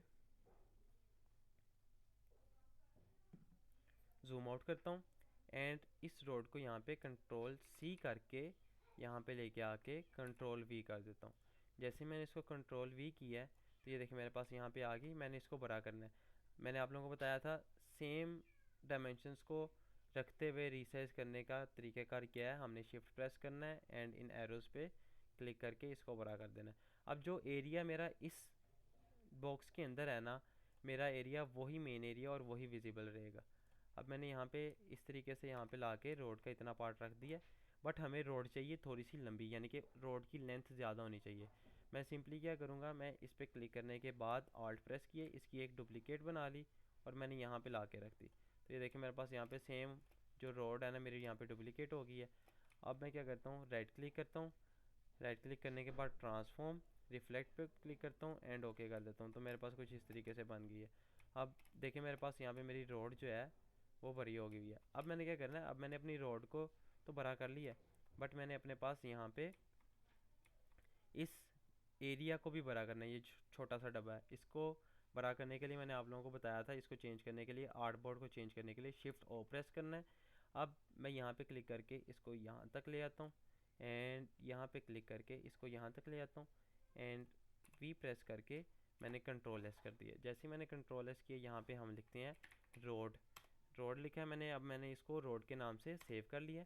अब देखें यहाँ पे, अब मैंने यहाँ पे सिंपली एक लेयर के अंदर ही इसको सेव किया। मेरे पास यहाँ पे ये एक लेयर के अंदर सेव हुई है। अब मैं जाता हूँ अपने आफ्टर इफेक्ट्स के अंदर।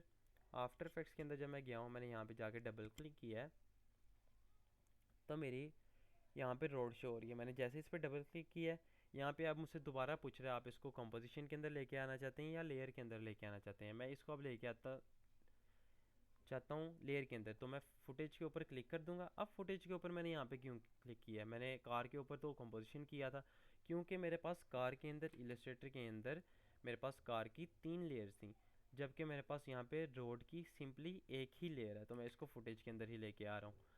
मैंने फुटेज पे क्लिक किया, मेरे पास यहाँ पे ये रोड आ गई। मैंने रोड को क्लिक करके यहाँ पे किया।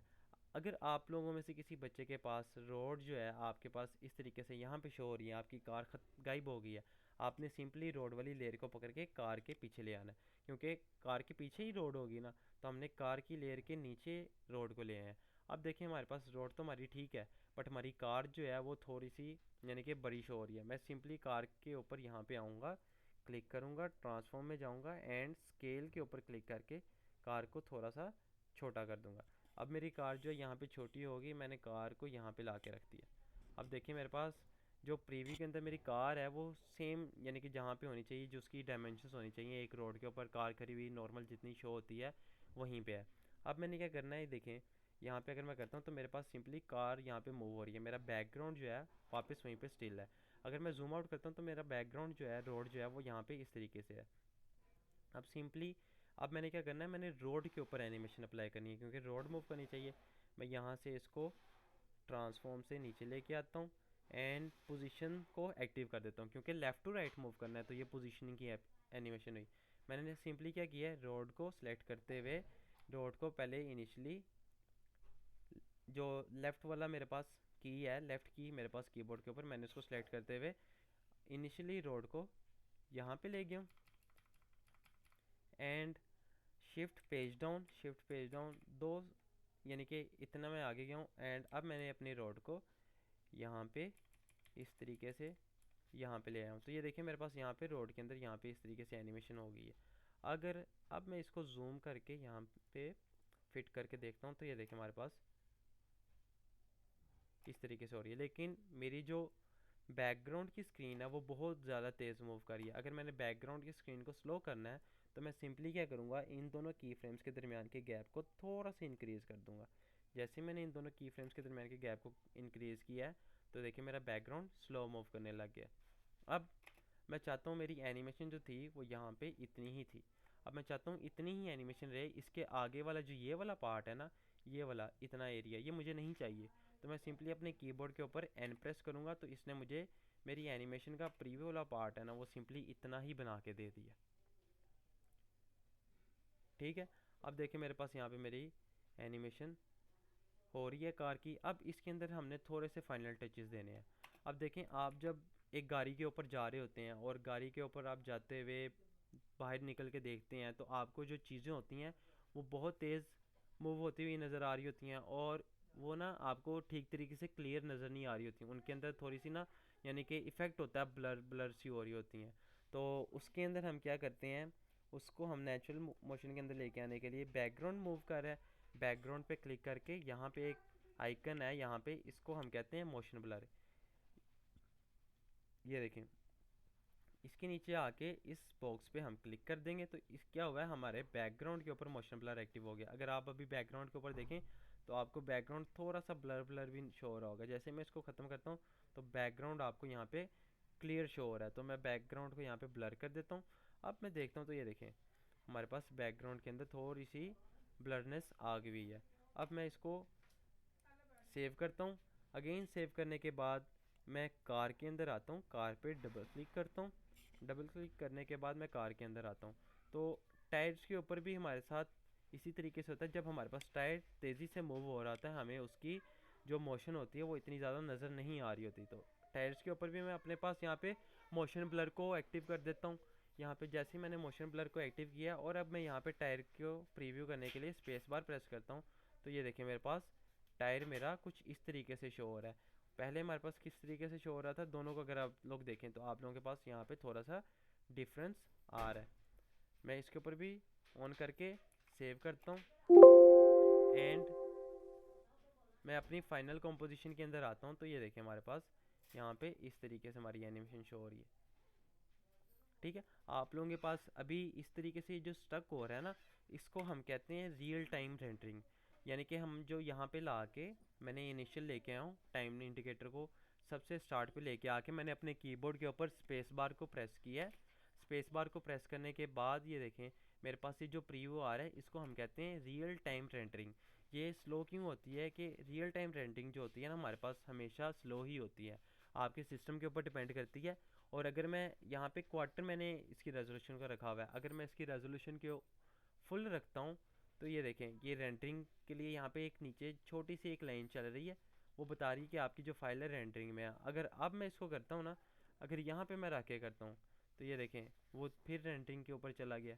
ये देखें अब अगर मैं स्पेस बार प्रेस करता हूँ तो ये देखें स्टक हो गया। आप लोगों ने कभी भी इसको फुल रख के नहीं करना, ये देखें बहुत ही ज़्यादा स्लो हो गया।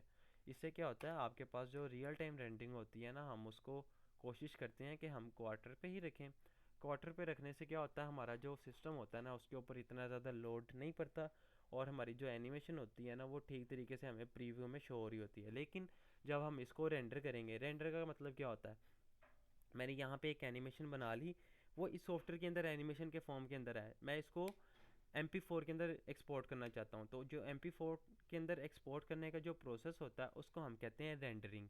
तो जब हम इसको रेंडर करते हैं यानी कि हम इसको MP4 के फॉर्मेट के अंदर निकालते हैं एनिमेशन को, तो तब ये जो हमारी रेजोल्यूशन है ना वो हमारे पास फुल HD रेजोल्यूशन आती है।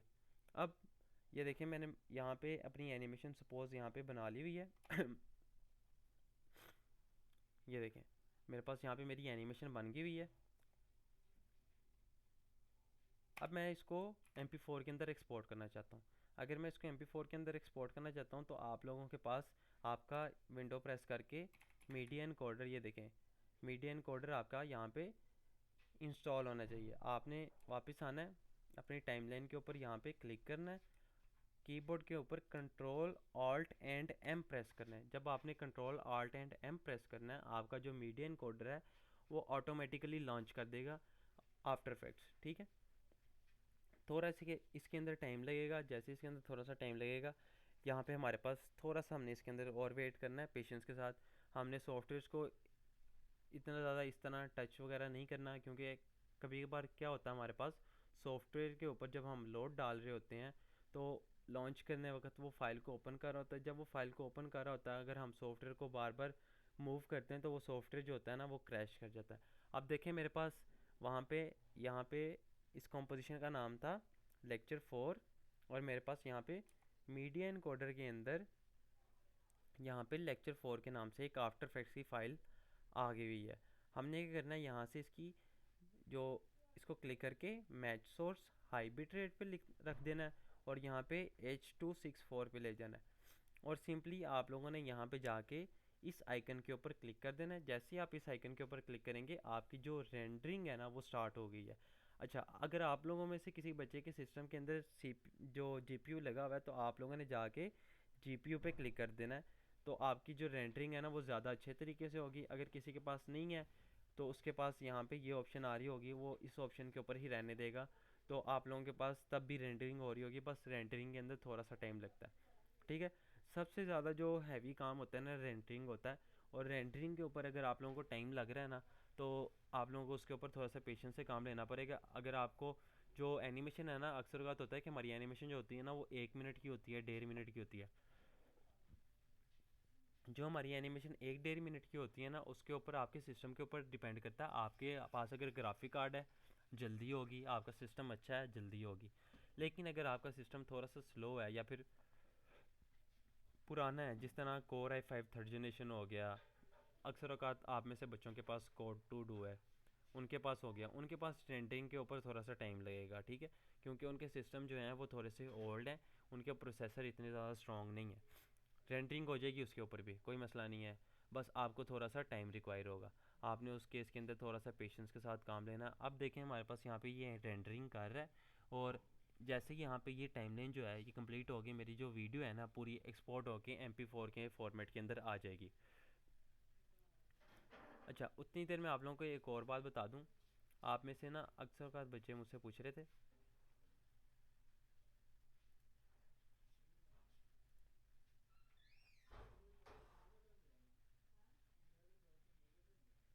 अच्छा बच्चे आप लोगों के पास वीडियो आ रही है, क्योंकि मेरे पास भी यहाँ पे प्रीव्यू शो हो रहा है, तो अगर किसी एक आधे बच्चे को वीडियो नहीं ना आ रही तो उसका नेटवर्क का इशू है। अच्छा, सबसे पहले मैं आप लोगों को एक चीज़ बता दूँ।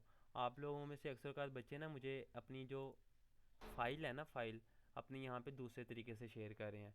आप लोगों ने अगर मुझे कोई प्रीव्यू की फ़ाइल शेयर करनी है या वीडियो की फ़ाइल शेयर करनी है, आप लोगों ने सिंपली यहाँ पे जाना है। यहाँ पे प्लस का आइकन होगा, प्लस के आइकन पे क्लिक करने के बाद आपके पास यहाँ पे फ़ोटोज़ एंड वीडियोज़ की ऑप्शन है, आपने इसके ऊपर क्लिक करना है। एंड यहाँ पे आपने जो अपनी फ़ाइल बनाई होगी ना, जो यहाँ पे देखें मेरे पास MP4 की फ़ाइल है, मैं यहाँ पे जाता हूँ और ये देखें मेरे पास यहाँ पे PNG की फ़ाइल है। आपने जैसे इसके ऊपर क्लिक करना है एंड यहाँ पे आके आपने इसको सेंड कर देना है, तो मेरे पास आपकी जो फ़ाइल है वो प्रीव्यू के फॉर्मेट के अंदर आएगी। यहाँ पे मेरे पास फ़ाइल जो है वो मुझे प्रीव्यू हो रही होगी। अभी ये फ़ाइल लोड हो रही है क्योंकि फ़ाइल काफ़ी ज़्यादा भरी है। ठीक है, आपने सिंपली इसके ऊपर यहाँ पे इस तरीके से क्लिक कर देना एंड मेरे पास इस तरीके से फ़ाइल आएगी। अक्सर औक़ात बच्चों की फ़ाइल जो आ रही होती है ना वो डॉक्यूमेंट के फॉर्म में आ रही होती है। वो बच्चे क्या कर रहे होते हैं, वो यहाँ पे जाके इसके ऊपर क्लिक कर रहे होते हैं। आप लोगों ने इसके ऊपर क्लिक नहीं करना, आपने मुझे कुछ भी शेयर करना है, आपने इस वाले ऑप्शन के ऊपर जाके सेंड करना है। ठीक हो गया। अब हम वापस आते हैं, तो वो तकरीबन हमें बता रहा है आपके जो 5 मिनट रिमेनिंग है, यानी कि आपके सिस्टम अभी मेरे सिस्टम के ऊपर लोड पड़ा हुआ है, क्योंकि मेरे पास मीडिया इनकोडर भी ओपन है, इलस्ट्रेटर भी ओपन है एंड आफ्टर इफेक्ट्स भी ओपन है। इसके अलावा आप लोगों के साथ मीटिंग भी चल रही है, तो इस वजह से मेरे सिस्टम के ऊपर थोड़ा सा लोड पड़ रहा है। और इस तरीके से आप लोगों के जो रेंडरिंग है ना वो सारा प्रोसेस इसी तरीके से है। और मीडिया इनकोडर के ऊपर हमने इसके अलावा और कोई काम नहीं करना, हमने मीडिया इनकोडर के ऊपर सिंपली रेंडरिंग करनी है। आफ्टर इफेक्ट्स की आपकी जो फाइल बनी होगी, आफ्टर इफेक्ट्स के अंदर जो आप अपना प्रोजेक्ट बनाएंगे उसके ऊपर जो हमने काम करना है ना, उसको जब हमने रेंडर करना है, सिर्फ उसके लिए हमारे पास मीडिया इनकोडर है। इसके अलावा आप लोगों को मीडिया इनकोडर से कोई काम नहीं। और सिंपली आप लोगों ने मीडियन कोडर पे इतना ही काम करना है। अगर किसी बच्चे को मीडियन कोडर चलाना नहीं आ रहा तो उसके अंदर कोई मसला नहीं है। मीडियन कोडर जो है हमने उसको चलाना ही नहीं है, हमने सिंपली उसको रेंडर करने के लिए एक बटन पे क्लिक करना है और बस, उसके अलावा हमारा यहाँ पे कोई काम नहीं है। अब मैं क्या कर रहा हूँ, अब मैं सिंपली आप लोगों के जो माइक्स हैं ना उनको बारी बारी ऑन कर रहा हूँ, ठीक है, ताकि आप सब लोग बारी बारी मुझसे क्वेश्चनिंग कर सकें एंड एट अ टाइम एक ही स्टूडेंट जो है वो क्वेश्चन कर सकेगा, एक से ज़्यादा स्टूडेंट्स क्वेश्चन ना करें, ठीक है। और आज मेरे ख्याल से आप में से जितने बच्चों के जो क्वेश्चन थे वो क्लियर हो गए हुए हैं और काफ़ी सारे बच्चों को मैंने ना रिस्पॉन्स कर दिया हुआ था, ऑलमोस्ट सारे बच्चों को रिस्पॉन्स चला गया हुआ था। तो अगर फिर भी किसी बच्चे को क्वेश्चन है वो मुझसे अभी पूछ सकता है। मैं आप सब लोगों के माइक यहाँ पे ऑन कर रहा हूँ एंड काइंडली आप लोगों ने सीक्वेंस वाइज ही मुझसे पूछना है, ठीक है बच्चे। मैंने आप लोगों के माइक ऑन कर दिए हैं। वालेकुम अस्सलाम वालेकुम। वालेकुम सलाम। अस्सलाम वालेकुम। वालेकुम सलाम। अस्सलाम वालेकुम। वालेकुम सलाम। बारी बारी बोलना सभी ने। सर मुझे ये पूछना है कि आपने डायरेक्टली रेंडर मीडिया एनकोडर पे किया है, अगर आप आफ्टर इफेक्ट्स पर ही रेंडर कर लेते तो क्या था? आफ्टर इफेक्ट्स पे जो रेंडरिंग का ना अक्सर का इशू आ रहा होता है, रेंडरिंग जो होती है हमारे पास ना मसला कर देती है और उसमें डिले काफ़ी ज़्यादा आ जाता है। इसके लिए हमारे पास जो है सेपरेट सॉफ्टवेयर है, मीडियन कोडर ज़रा अच्छे तरीके से कर लेता है और इसके अलावा हमारे पास यहाँ पे एक्सपोर्ट की जो ऑप्शन है ना वो हमारे पास ज़्यादा आएंगी। हम सिंगापुर के अलावा और भी फॉर्मेट्स के अंदर कर सकते हैं, सब कुछ उसी तरह है। तो ये देखिए, मीडियन कोडर जो है ना अडोबी ने बनाया इसलिए कि आप आफ्टर इफेक्ट्स की फ़ाइल को, पिक्चर्स की फ़ाइल की फ़ाइल को ना, जो सॉफ्टवेयर है जिसके अंदर मोशन ग्राफिक्स या एडिटिंग होती है, आप उसकी फ़ाइल्स को जो है रेंडर कर सकते हैं। तो अगर इन्होंने स्पेसिफिक सॉफ्टवेयर बना के हमें दिया हुआ तो हम उसी को यूटिलाइज़ करेंगे। ठीक है। अच्छा अस्सलाम सर, ये वालेकुम ज़्यादा सर। कंफ्यूजन किसमें चले चाहिए? बारी बारी बारी जब हम बारी लोग बारी बारी बारी रेंडरिंग बारी कर लेते हैं आराम से रेंडरिंग सर, का बता दो दोबारा से, हाँ जी। इसका पर्पस एक बताइएगा क्वेश्चन है। रेंडरिंग का। रेंडरिंग किस तरीके से करते हैं? Yes sir. ये अलग लिख दो ना बेटी। बच्चे आप अपना माइक एट अ टाइम उन्होंने ऑफ कर जो सकते ना हैं। मैडम ये मैंने माइक बंद कर दिया तो आप सर, लोगों ये को कोई मसला जीपीयू नहीं का है। जीपीयू के थ्रू कैसे प्रोसेस करेंगे, कुछ अपना बता दें इसके बारे में चलें ठीक है। कि अगर जीपीयू के थ्रू रेंडरिंग करनी है तो वो कैसे होगी? अभी आप लोग अपना सब माइक बंद करें, पहले मुझे बताने दें। हेलो सर, एक बात कर लो।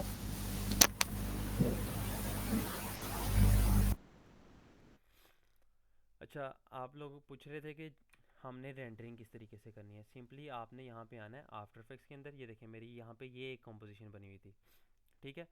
तो मैंने सिंपली यहाँ पे आके कंट्रोल ऑल्ट एंड एम अपने कीबोर्ड के ऊपर प्रेस करना है। जैसे मैंने कंट्रोल ऑल्ट एम अपने कीबोर्ड के ऊपर प्रेस किया है, मेरे पास जो मेरा मीडियन कोडर है वो लॉन्च हो जाएगा, ठीक है। अगर आपका लॉन्च नहीं हुआ तो, अगर आपका लॉन्च है तो आपको कोई मसला नहीं होगा। आप मीडियन कोडर पे आके थोड़ी देर आप लोगों को वेट करना पड़ेगा।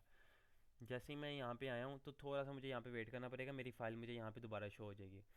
इसके अलावा आप लोगों के पास यहाँ पे जीपीयू या सीपीयू, ठीक है, यहाँ पे आपके पास ऑप्शन होती है, आप इन दोनों में से किसी के ऊपर भी क्लिक कर सकते हैं। अगर आप लोगों के पास यहाँ पे जीपीयू की ऑप्शन शो हो रही है, आप जीपीयू पे क्लिक करेंगे तो आप लोगों का जो ग्राफिक कार्ड है ना वो रेंडरिंग करेगा, ठीक है। अगर आप लोगों के पास ग्राफिक कार्ड नहीं है या हल्का है तो आप सीपीयू या फिर ये सॉफ्टवेयर ओनली जो है ना आप इस पर क्लिक कर दें, दोनों के अंदर रेंडरिंग हो जाएगी, मसला किसी के अंदर भी नहीं आएगा, ठीक है।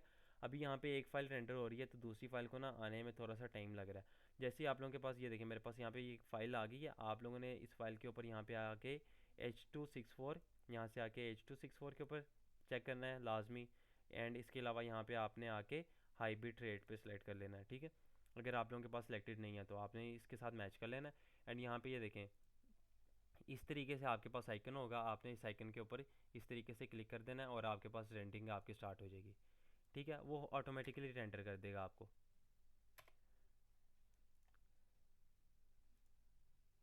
ठीक है।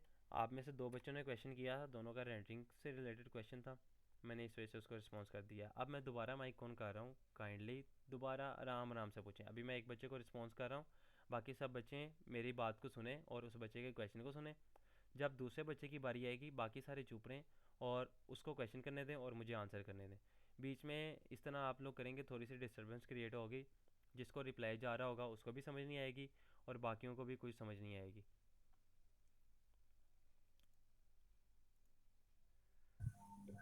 Hello sir, I have a question. जी जी जब हम एनिमेशन कर रहे होते हैं तो हमारे इतने सॉफ्टवेयर जो साथ साथ लॉन्च हो रहे होते हैं, आपने कहा था कि लॉन्चिंग के दौरान आपने इंटरनेट बंद रखना है, तो क्या इस नहीं दौरान हमने इंटरनेट? नहीं, मैंने आप लोगों से बताया है, आपने सिंपली जो कार्टून एनिमेटर 4 है उसको लॉन्च करते वक्त इंटरनेट बंद रखना है। Thank you. ठीक है, बाकी किसी भी सॉफ्टवेयर के अंदर लॉन्च करते वक्त आपको नेट बंद नहीं करना पड़ेगा। सिर्फ कार्टून एनिमेटर 4 को जब आपने लॉन्च करना है, आपने एकदम से अपना जो है नेट को बंद करना है। जैसे ही आपका जो है सॉफ्टवेयर लॉन्च हो जाएगा, आप अपना जो नेट है ना दोबारा उसको ऑन कर सकते हैं। अच्छा, उसके सर मैं उसके ये ऊपर सर मैं ये कह रहा था। बच्चों को कोई मसला नहीं होना चाहिए, कोई ज़्यादा बच्चों सर बच्चों मेरा को एक करना ज़्यादा क्वेश्चन है। मुश्किल देखो सर नहीं। सर बच्चे सर मेरा सर समझदार एक हैं। क्वेश्चन ये था कि आज सजेशन है। जहाँ पे वीडियो बंद हुई है, स्क्रीन बंद हुई है, ऑफ हुई है, क्या रिकॉर्डिंग में ऐसा कोई मसला तो नहीं आएगा? नहीं, रिकॉर्डिंग इसमें बिल्कुल रिकॉर्डिंग के अंदर कोई मसला नहीं आएगा। मैंने वैसे दोबारा रिपीट करके भी बता दिया, रिकॉर्डिंग मेरे पास उसी फोल्डर के अंदर हो रही है जो मेरी स्क्रीन तो है, वहाँ उसी पे के सर अंदर रिकॉर्ड हो रही है। कोई बहुत डिस्टर्बेंस पैदा हुई है, मतलब कि अस्सलाम वालेकुम। चीज़ें अच्छा हो सर, रही ये काइंडली मैंने ये कहा था कि जितने भी पार्टिसिपेंट्स शो हो रहे हैं ना, मतलब कि आपकी स्क्रीन बिल्कुल शॉर्ट एक शो हो रही थी, आपकी स्क्रीन यानी फुल शो होनी चाहिए, ठीक है। वो मैं ये कह रहा था कि डिस्प्ले जो है ना आप इनका ऑफ कर दिया करें, यानी कि ये जो स्टूडेंट्स का जितने भी डिस्प्ले आ रहा है नेम, है। ये ये साइड पे जो आपकी स्क्रीन मेरी बात नजर। सुनो, ये मेरी बता रहे बात होते सही हैं उन्होंने नहीं है। आपने बहुत सिंपली यहाँ पे जाना है, अपने पास यहाँ पे चेंज लेआउट की आपके पास ऑप्शन आती है, आप इसको चेंज कर सकते हैं। या फिर देखिए, मैं आप लोगों को नहीं देखना चाहता, मैं सिंपली इसके ऊपर जाके इसके पे पिन करूँगा। ये देखें, मेरे पास सारे चेंजेस आ गए हैं। जैसे मैं इसको बड़ा करना चाहता हूँ, मैं इस पर क्लिक करूँगा, मेरे पास यहाँ पे ये पिन हो जाएगा। आप जितने भी पार्टिसिपेंट्स को नहीं देखना चाहते, आप इनको बंद कर दें बस, सिंपली। और सर एक बच्चे सजेशन ये थी बच्चे कि यहाँ पे जिस बच्चे ने भी स्क्रीन कर क्वेश्चन सकते हैं। करना हो। बच्चे आराम आराम से बात करें, ताकि मैं सबके सवालों को सुन सकूं और सबके वालेकुम सर। सवालों का जवाब भी दे सकूं। ठीक है। अस्सलाम वालेकुम सर। ये जो आपने रेंडरिंग का बताया है, ये क्यों करते हैं हम? ये आफ्टर इफेक्ट्स हम क्यों करते हैं? ये इसका क्या पर्पज है? अब बच्चे, मैं जब बोलूँगा ना, आप सब लोगों ने साथ साथ जुड़ना है। जब मैं आप लोगों को बोलूँ कि आप लोग बोलें, तब आप लोगों ने बोलना है, ठीक है। अच्छा, जो हमारे पास ये देखें आफ्टर इफेक्ट्स की, मेरे पास ये फाइल बनी पड़ी है। अब मैंने इसको किसी क्लाइंट को सेंड करना है, तो किसी क्लाइंट को मैं आफ्टर इफेक्ट्स की फाइल नहीं सेंड करूँगा। मैं क्लाइंट को एक MP4 का फॉर्मेट सेट करूँगा, जो कि वो अपलोड कर सकता है अपने यूट्यूब के चैनल के ऊपर, या फिर अगर उसने प्रमोशन के लिए बनवाई है, वो अपनी प्रमोशन जो प्लेटफॉर्म है वहाँ भी अपलोड कर सकता है। तो उसके लिए हमें एक MP4 का फॉर्मेट चाहिए। तो हमने इस आफ्टर इफेक्ट्स की फ़ाइल को MP4 की फ़ाइल के अंदर कन्वर्ट करने के लिए हमने मीडिया इनकोडर यूज़ किया है, जिसके अंदर हमने प्रोसेस को यूटिलाइज़ किया। उसका नाम है render. Okay sir sir. Sir code to do अच्छा, उसमें सिंपली इंस्टॉल नहीं हो रहे सॉफ्टवेयर जितने भी हैं। अच्छा, उस्मान का मैसेज है कि सॉफ्टवेयर इंस्टॉल नहीं हो रहे। आपको आपके सिस्टम की रिक्वायरमेंट्स का पता है? आपके सिस्टम की जो स्पेसिफिकेशंस हैं वो क्या हैं, आपको पता है? मैं अभी चेक करके बताता हूँ आपको। आप मुझे ना पर्सनली DM कर दें, तब मैं आप लोगों को उसका रिस्पॉन्स कर सकता हूँ। अभी मैंने जितने बच्चों को इंस्टॉलेशन के अंदर मसला आ रहा था, मैंने सबको अच्छा सर, सबके आप आपने लोगों को जो अभी समझा दिया। बताया था कि भाई आप इन टाइप से वीडियो करने का वीडियो तो दोबारा बच्चों को वो मैंने ना समझा जब दिया। मैं उसको एक्सट्रैक्ट करता हूँ ना, तो तो सर मैं वो ये सवाल ये करना था, ये जो आप रिकॉर्डिंग वगैरह करते हैं ना, क्या तो देता ये जो क्वेश्चन आपकी आंसर आवाज़ सेशन क्लियर नहीं आ रही। है, ये भी काइंडली जो है इसको शामिल कर दी, ताकि फिर हमारे लिए आप आसान हो जाए। अच्छा, एक बच्चा मैं बात कर रहा था, गुलाम शाह। ठीक है, गुलाम शाह के अलावा कोई और बच्चा जो है ना, वो बात नहीं करेगा, ठीक है। अभी मेरे पास ना इस तरह की ऑप्शन नहीं आ रही कि मैं स्पेसिफिक किसी बच्चे का माइक ऑन कर सकूं, तो इस वजह से मैं आप लोगों को यहाँ पे देखें, मेरे पास यहाँ पे कोई इस तरह की स्पेसिफिक ऑप्शन नहीं आ रही, ठीक है। तो मैं या तो सबका माइक ऑन कर सकता हूँ, या फिर किसी का भी माइक ऑन नहीं कर सकता। तो आप लोग काइंडली थोड़ा सा सीक्वेंस के अंदर आएँ। जो अभी सिंपली गुलाम शाह बोलेगा, बाकी सब अपना जो माइक है ना उसको बंद रखेंगे, ठीक है।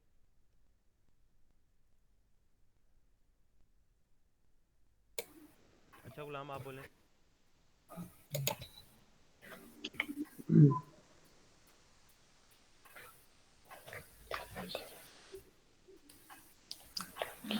हेलो सर, आपने जो अभी आफ्टर इफेक्ट से वीडियो एक्सपोर्ट करने का तरीका बताया था, उसका दोबारा ट्यूटोरियल बताना। बच्चे मैंने दो बार ही बता दिया। वैसे सिंपली तरीका ये है चलो गुलाम शाह भाई बोल लो। देखिए आप क्यों इस तरह डिस्टरबेंस क्रिएट कर रहे हैं। अच्छा यहाँ पे देखें हम आफ्टर इफेक्ट्स के अंदर गए हैं। आफ्टर इफेक्ट्स के अंदर जाके यहाँ पे मैंने simply control alt and M press करना है अपने कीबोर्ड के ऊपर। जैसे मैंने कंट्रोल ऑल्ट एम प्रेस किया मेरे पास ये देखें मेरा यहाँ पे मीडिया एनकोडर के अंदर ये फाइल आ गई है। मैंने सिंपली इस आइकन के ऊपर सॉरी क्लिक सर, करना मुझे कुछ है और समझ मेरी नहीं आ रही है, रेंडरिंग स्टार्ट हो डिस्टर्बेंस हो जाएगी। रही है।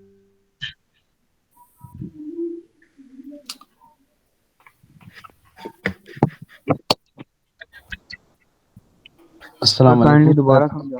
क्वेश्चन है। जी सर आप बताएं। सर जी, जिस तरह ये हम फ्री पिक से कोई कार्टून या कार वगैरह डाउनलोड करके उसकी एनिमेशन करते हैं ना, उस पर कॉपीराइट वगैरह की हिसाब किताब होता है कि नहीं? नहीं, जो हमारे पास ये फ्री पिक की फाइल्स है ना, ये देखिए हमारे पास फ्री पिक से आपको जितने रिसोर्सेज मिलेंगे ना ये सारे कॉपीराइट फ्री होंगे। फ्री पिक से आप किसी भी अच्छा किस्म सर, की। फिर जी जी बोलें। इनकी लिंक फिर वहाँ पे हमें देनी पड़ेगी इस वेबसाइट की या नहीं? नहीं, लिंक आपने कुछ भी नहीं देना। आपने सिंपली जाना है अपने पास ब्राउज़र के अंदर। ब्राउज़र के अंदर आपने जाके यहाँ पे सिंपली लिखना है फ्री पिक। जैसे आपने फ्री पिक लिखा सबसे ऊपर जो आपकी वेबसाइट आएगी आपने डाउनलोड पे क्लिक कर देना है। जी ये मेरी आवाज़ ही मुझे वापस आ रही है। जी। अब ये देखें आपने सिंपली यहाँ पे जाना है freepic.com। आपने यहाँ पे जाके जो भी आपको चीज़ चाहिए आपने यहाँ पे नेम लिख देना उसका। सपोज मुझे क्लाउड्स चाहिए, क्लाउड्स मैंने लिख दिया एंड थोड़ा सा इसके ऊपर टाइम लगेगा।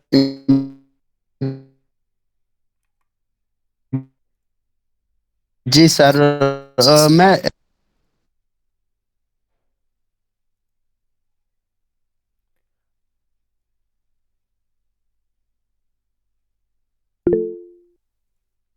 अच्छा मुझे बताएं आप लोगों को मेरी आवाज़ आ रही है कि नहीं आ रही है।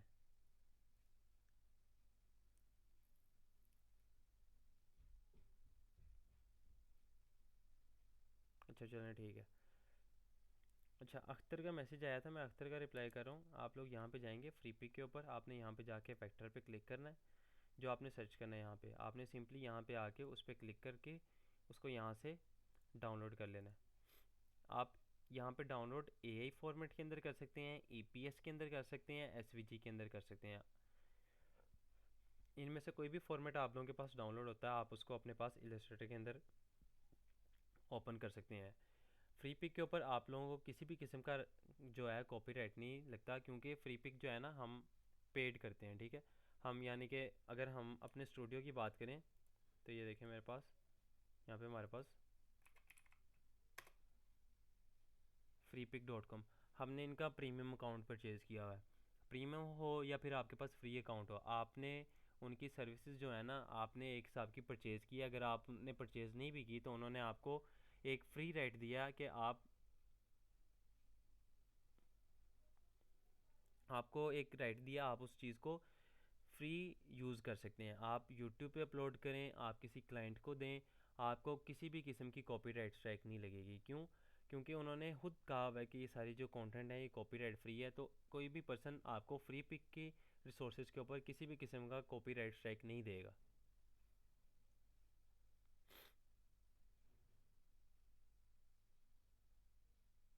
अच्छा हमारा बट एक स्टूडेंट है, मैं माइक ऑन कर रहा हूँ, उसके अलावा और किसी का माइक ऑन नहीं होना चाहिए।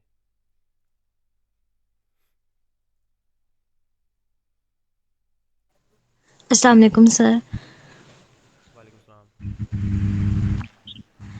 सर मैं आपसे तो दो बातें करना चाहती हूँ कि ना सबसे पहले तो ये कमेंट सेक्शन बहुत इरिटेटिंग होता है। हम लोग सेल फ़ोन पे लेते हैं क्लास, तो मुझे बिल्कुल भी नज़र नहीं आता आप क्या कहाँ क्लिक कर रहे हैं। काइंडली स्कोप किया करें, रिएक्शन ऑन रखा करें। और दूसरी बात ये करनी थी कि इलस्ट्रेटर पे जितनी चीज़ें आपने अभी तक हमें सिखाई हैं, क्या सिर्फ हम इस कोर्स में वही करेंगे या आप और भी चीज़ें सिखाएंगे वहाँ इलस्ट्रेटर पे? के ऊपर हमने आगे लाइक जाके पूरा इस कोर्स के सॉफ्टवेयर। अंदर मज़ीद काम करना है। बट अभी मैंने आप लोगों को सिंपली इलस्ट्रेटर को यूज़ करना सिखाया, उसके जो बेसिक टूल्स वगैरह थे मैंने आप लोगों को उन सब से अवेयरेंस दी है। अब जैसे ही हम अपने कोर्स के अंदर आगे जाएंगे, देखें जिस तरीके से अभी मैंने आज फ्री पिक से रिसोर्स को डाउनलोड किया है, उसको मैनिपुलेट किया है, आप लोगों ने उसी तरीके से उसको मैनिपुलेट करना है। अब आगे जाके हमारे कोर्स के अंदर जितनी बार इलस्ट्रेटर यूज़ होगा, मैं आप लोगों को उसके ऊपर पूरे गाइडेंस जो है दोबारा साथ साथ दूंगा। जितनी कोई भी एक चीज़ नहीं हमारे पास आएगी, हमें इलस्ट्रेटर की ज़रूरत पड़ेगी, वो आप लोगों को दोबारा एक्सप्लेन की जाएगी। अच्छा सर, ये जो आपने वीडियो बनाई है काइंडली सेंड कर दीजिएगा व्हाट्सएप ग्रुप पे। कौन सी वाली? ये जो सर अभी गाड़ी वाली जो आपने बनाई है ना एनिमेशन, ये काइंडली सेंड कर दीजिएगा। कर दूंगा। आप लोगों का टास्क भी यही है, आप लोगों का टास्क भी यही है कि आप लोगों ने अपने पास इसी तरीके से एक गाड़ी की वीडियो बनानी है, ठीक है? आप अपनी गाड़ी की वीडियो बनाएं। आपके पास जो अब कार जो है आपकी सेम नहीं होनी चाहिए मेरे से, और आपकी जो रोड है ना वो मेरे साथ सेम नहीं होनी चाहिए। Sir I have a question. जी पूछिए। सर ये जो पहले आपने ये जो कार ली थी सर, आपने ये फ्री पिक जो थी आप सर आपने वहां से ली थी, उसके बाद आपने कौन सा सॉफ्टवेयर यूज किया था एडिटिंग के लिए? इलस्ट्रेटर, क्योंकि आप लोगों को सिंपली इलस्ट्रेटर ही सिखाया। बच्चे आप में से कुछ बच्चे मैसेजेस के अंदर थोड़ी सी ना बदतमीजी तरीके से बात कर रहे हैं, बहुत ज़्यादा अनएथिकल वे है। आप इस तरीके से किसी को कुछ नहीं कह सकते। मैं सर आपकी क्लास के मुझे अंदर से थोड़ा रिमूव सा कर दूंगा, और आप लोगों को इस तरीके से इस तरह किसी भी आप किसी भी बच्चे को मॉक नहीं कर सकते। आप लोगों को क्लास के अंदर भी आने की इजाज़त नहीं दी जाएगी, और आपको इस तरीके से ग्रुप के अंदर से भी रिमूव कर दिया जाएगा। सर मेरा मेरा थोड़ा सा क्वेश्चन है, उसका आंसर दे दें। जी पूछें। हमारा मैंने भाई ये बंद है। पूछना कि ये जो फ्री पिक आपने बताया है, इसमें से वो जो कार्टून्स वगैरह गाड़ियां वगैरह वो कैसे निकालनी है वो मुझे बता दें थोड़ा सा। ये समझ नहीं आ रही, मैंने वेबसाइट पे खोली हुई है लेकिन मुझे पता नहीं चल रहा। आपने यहाँ पे सिंपली फ्री पिक पे जाना है। आपने यहाँ पे जाके सपोज कुछ भी आपने निकालना है, यहाँ पे ये देखिए ये एक क्लाउड है, ये आपको इस्तेमाल करना है। आपने इसके ऊपर क्लिक किया, आपने डाउनलोड पे क्लिक करना है। यहाँ पे ये देखें एक छोटा सा आइकन है, आपने इसके ऊपर क्लिक करना है। जैसे आपने इसके ऊपर क्लिक किया, ये देखिए एक PDF का फॉर्मेट आ गया, आपने इस पर क्लिक किया, आपके पास ये डाउनलोड होने लगेगा यहाँ पे। ये देखिए ये थोड़ा देर में डाउनलोड होगा। डाउनलोड होने के बाद आपने इस पर क्लिक करना है, और हेलो सर। इस तरीके से आप थोड़ा सा ज़रा एथिकल वे में सर रहें, आप छोटे बच्चे हो गए। सर सर मेरे पास ना ये फ्री पिक का जो है ना फ्रंट पेज वो आ रहा है, यहाँ पे लिखा हुआ है great create great design is faster, ये और नीचे सर्च वाला निशान आ रहा है। मुझे पता नहीं चल रहा कि वो जो आप आप बता रहे हैं वो सर्च कहाँ वाले से निशान के ऊपर सिंपली क्लिक करें, और जो आपने सर्च करना है आप पहले उसको टाइप करेंगे, फिर उसके बाद आपके जी पास उससे रिलेटेड रिजल्ट आएंगे। देखिए मेरे पास यहाँ पे मैंने पहले यहाँ पे जो लिखा हुआ है, मैंने यहाँ पे क्लाउड्स लिखा हुआ है, ये देखें। अगर मैं होम पेज के ऊपर जाता हूँ तो ये देखें इस तरीके से आता है। मैं यहाँ जी पे जाके क्लाउड्स यही लिख आ के, रहा है मेरे पास। क्लाउड्स लिख के जब मैंने एंटर किया तो मेरे पास यहाँ पे क्लाउड्स आने लग गए हैं। यहाँ पे जाके मैंने वेक्टर चूज़ किया। वेक्टर चूज़ करने के बाद मेरे पास सबसे पहले सामने ये सारी क्लाउड्स आ गई हैं। अब मैंने जिसको डाउनलोड करना है मैंने उस पर क्लिक करना है। उस पर क्लिक करने के बाद यहाँ पे ये देखिए डाउनलोड पे ऑप्शन आ गया है। मैंने डाउनलोड पे जैसे ही जी क्लिक किया, यहाँ पे ये नीचे आ गई, यहाँ पे हमारी रिसोर्सेज आ गई हैं। अगर आप लोगों के पास यहाँ पे रिसोर्सेज नहीं आ रही, आपने सिंपली इस जी डाउनलोड वाले बटन पे क्लिक करना है, और यहाँ पे आप लोगों के पास एक जिप फाइल डाउनलोड होगी। आपने इस पर क्लिक जी किया, देखें आपके पास एक जिप फाइल भी डाउनलोड हो गई है। आपने जिप फाइल के ऊपर क्लिक किया, आपके पास यहाँ पे आपकी जिप फाइल ओपन हो गई है। ठीक है, यहाँ पे एक जी पीडीएफ की एक फाइल होगी, आपने जैसे इसके ऊपर डबल क्लिक किया है, आपके पास इलस्ट्रेटर के अंदर आपकी ये फाइल ओपन होगी। ये देखिए मैंने दो तरीके से आप लोगों को अब फाइल ओपन करने के थैंक यू तरीका सर, बता दिए। तो थैंक यू। और सर जी ये वेक्टर फाइल ही हमें उठाना होगी जी इलस्ट्रेटर इसके? के अंदर हमारे पास हमेशा वेक्टर फाइल ही काम करती है। ओके सर, वन क्वेश्चन मोर। अगर आप ये कह रहे हैं कि इसके अंदर फ्री पिक के अंदर हमारे पास लिमिट होती है, लाइक हम 10 पोस्ट वन डे में जी आपने 10 बताया, रिसोर्सेज को डाउनलोड कर सकते हैं एट अ जी टाइम। डाउनलोड कर सकते हैं, तो इसके अलावा अगर हमें ज़्यादा रिसोर्सेज की ज़रूरत होती आप तो एक आया क्या काम करें हमको? ना, देखिए मेरी बात सुने। अगर आपके पास दो गूगल के अकाउंट है, आप दो गूगल के अकाउंट लगा लें, दोनों के ऊपर आप फ्री पिक को लॉगिन कर लें, और आपके पास टोटल रिसोर्सेज कितने हो गए? 20 हो गए।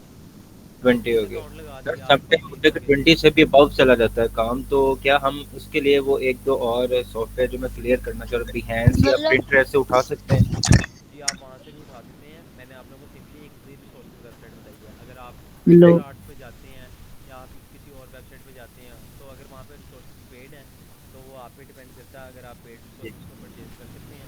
एक तो मैंने आप लोगों को सिंपली एक तरीक़ेकार बताया, आप फ्री में काम किस तरीके से कर सकते हैं। यहाँ से आप तकरीबन हर तरह की चीज़ जो है ना फ्री में डाउनलोड कर सकते हैं। सर वो गाड़ी वाली वीडियो तो बता दे। कल वाली अहमद, आपका कोई मैसेज आया, आप दोबारा वो कल वाली, हाँ हाँ सर। कल वाली वीडियो आपकी आ गई हुई है। अस्सलाम वालेकुम सर, कैसे हैं आप? ठीक हैं? ठीक है सर। सर मेरा कल का जो लेक्चर वो मिस हो गया, काइंडली आप वो शेयर कर सकते हैं सर? वो ग्रुप में भी नहीं है, मुझे मिला भी नहीं है। ग्रुप में है, मैं आप लोगों को एक बार ग्रुप खोल के दिखा देता हूँ। ये देखें, दरअसल पता है क्या इशू आ रहा है आजकल? ये इशू आ रहा है कि यूट्यूब पे ना स्ट्राइक्स काफ़ी ज़्यादा आ रही हैं। तो अगर मैं आप लोगों को यहाँ पे दिखाऊँ तो ये देखें, मैंने यहाँ पे आप लोगों को ये एक लिंक शेयर किया हुआ है, आज ही लिंक शेयर किया गूगल ड्राइव का। आप यहाँ पे जाके सिंपली इस पर क्लिक करेंगे, आप लोगों के पास ये देखें बैच 3 लेक्चर सीरीज आप लोगों के पास यहाँ पे ओपन हो गया। एंड अब ये देखें, आप यहाँ पे डाउनलोड करके इसको डाउनलोड भी कर सकते हैं और यहाँ पे आप जाके इसको देख भी सकते हैं। ठीक है,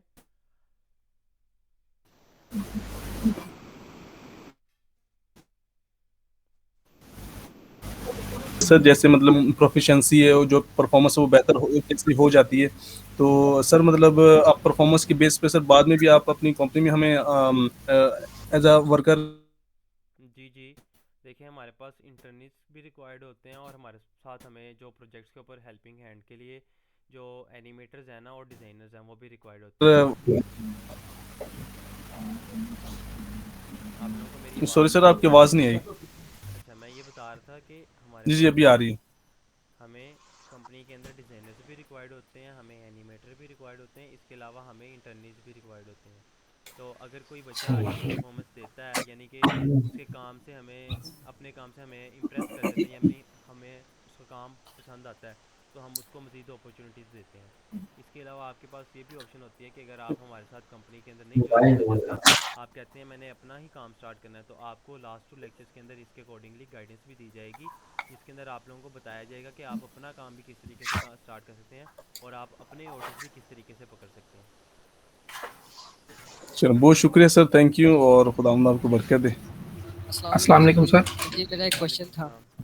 अच्छा, सर जी ये पहले बात कर ले, फिर आप अबू बकर आप उसके बाद बोलना। सर आप हमें इस कोर्स में ये रोड वगैरह जो बैक एंड पे हम बना रहे हैं ये खुद से डिजाइन करना भी सिखाएंगे? रोड आप लोगों को डिज़ाइन करने का तरीक़ेकार मैंने आप लोगों को बताया, जिस तरीके से आप डिज़ाइन कर सकते हैं। अगर आपने बैकग्राउंड की जो रोड है उसको खुद डिज़ाइन करना है, तो एक तरीक़ेकार आप लोगों के पास ये होता है कि आप स्क्रैच से उसको बनाना स्टार्ट करते हैं, यानी कि स्क्रैच से आप उसको डिज़ाइन स्टार्ट करते हैं। इसके अलावा आपके पास एक ऑप्शन होती है कि आप रिसोर्सेज को डाउनलोड करके उसको अपनी रिक्वायरमेंट्स के अकॉर्डिंगली मैनिपुलेट कर लेते हैं। जिस तरह अभी मैंने कार को डाउनलोड किया है, कार को डाउनलोड करके मैंने उसका कलर चेंज कर दिया, तो इस तरीके से आप इनके ऊपर ना काम कर सकते हैं। ठीक है, okay sir, okay thank you. फिर भी अगर आपने कुछ इसके ऊपर मज़ीद मुझसे पूछना होगा, आप मुझे डीएम में आके पूछ लेना कि सर ये स्पेसिफिक इस तरह की रोड है, मैं बनाना चाहता हूँ, मुझे इसके ऊपर गाइडेंस दे दें, तो मैं आपको बता दूँगा कोई मसला। Okay sir, thank you. अच्छा, एक बच्चे का मैसेज आया कि अस्सलाम वालेकुम सर। कौन बच्चा बोला वैसे? बोले सर जी मेरा क्वेश्चन सर मैं ये पूछना सर जी मेरा क्वेश्चन ये था कि एनिमेशन में जो वॉइसेस यूज होती हैं वो हम अपनी तरफ से ऐड करेंगे कि क्लाइंट हमें खुद देगा? इसके अंदर हमारे पास एक बच्चे सोहेल असगर का मैसेज आया, मैं आपके रिप्लाई पे आता हूँ। पहले मैं अबू बकर को रिस्पॉन्स दे दूँ। अच्छा बच्चे, सबसे पहली बात, आपके पास सर्विसेज होती हैं, आप अपने क्लाइंट को सर्विसेज दे सकते हैं। आपके पास एआई टूल्स होते हैं, आप उन टूल्स को परचेज़ कर सकते हैं वॉइस ओवर के लिए।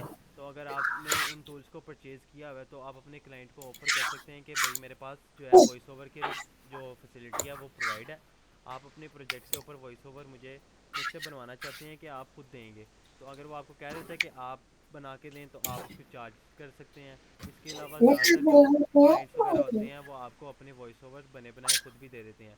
तो क्लाइंट के ऊपर डिपेंड करता है आपकी जो उसके साथ कोटेशन चल रही है, आपके साथ जो उसकी डीलिंग चल रही है, उसके अंदर अगर आपको वॉइस ओवर प्रोवाइड कर देता है तो वेल एंड गुड है। अगर वो नहीं प्रोवाइड करता तो आप उससे कह सकते हैं कि सर आपने वॉइस ओवर नहीं प्रोवाइड किया, तो वो उसके रिस्पॉन्स में बता देगा कि मैं आपको 1-2 दिन के अंदर प्रोवाइड कर दूंगा, या फिर वो आपको कह देगा कि आपने वॉइस ओवर खुद जनरेट करके देने हैं।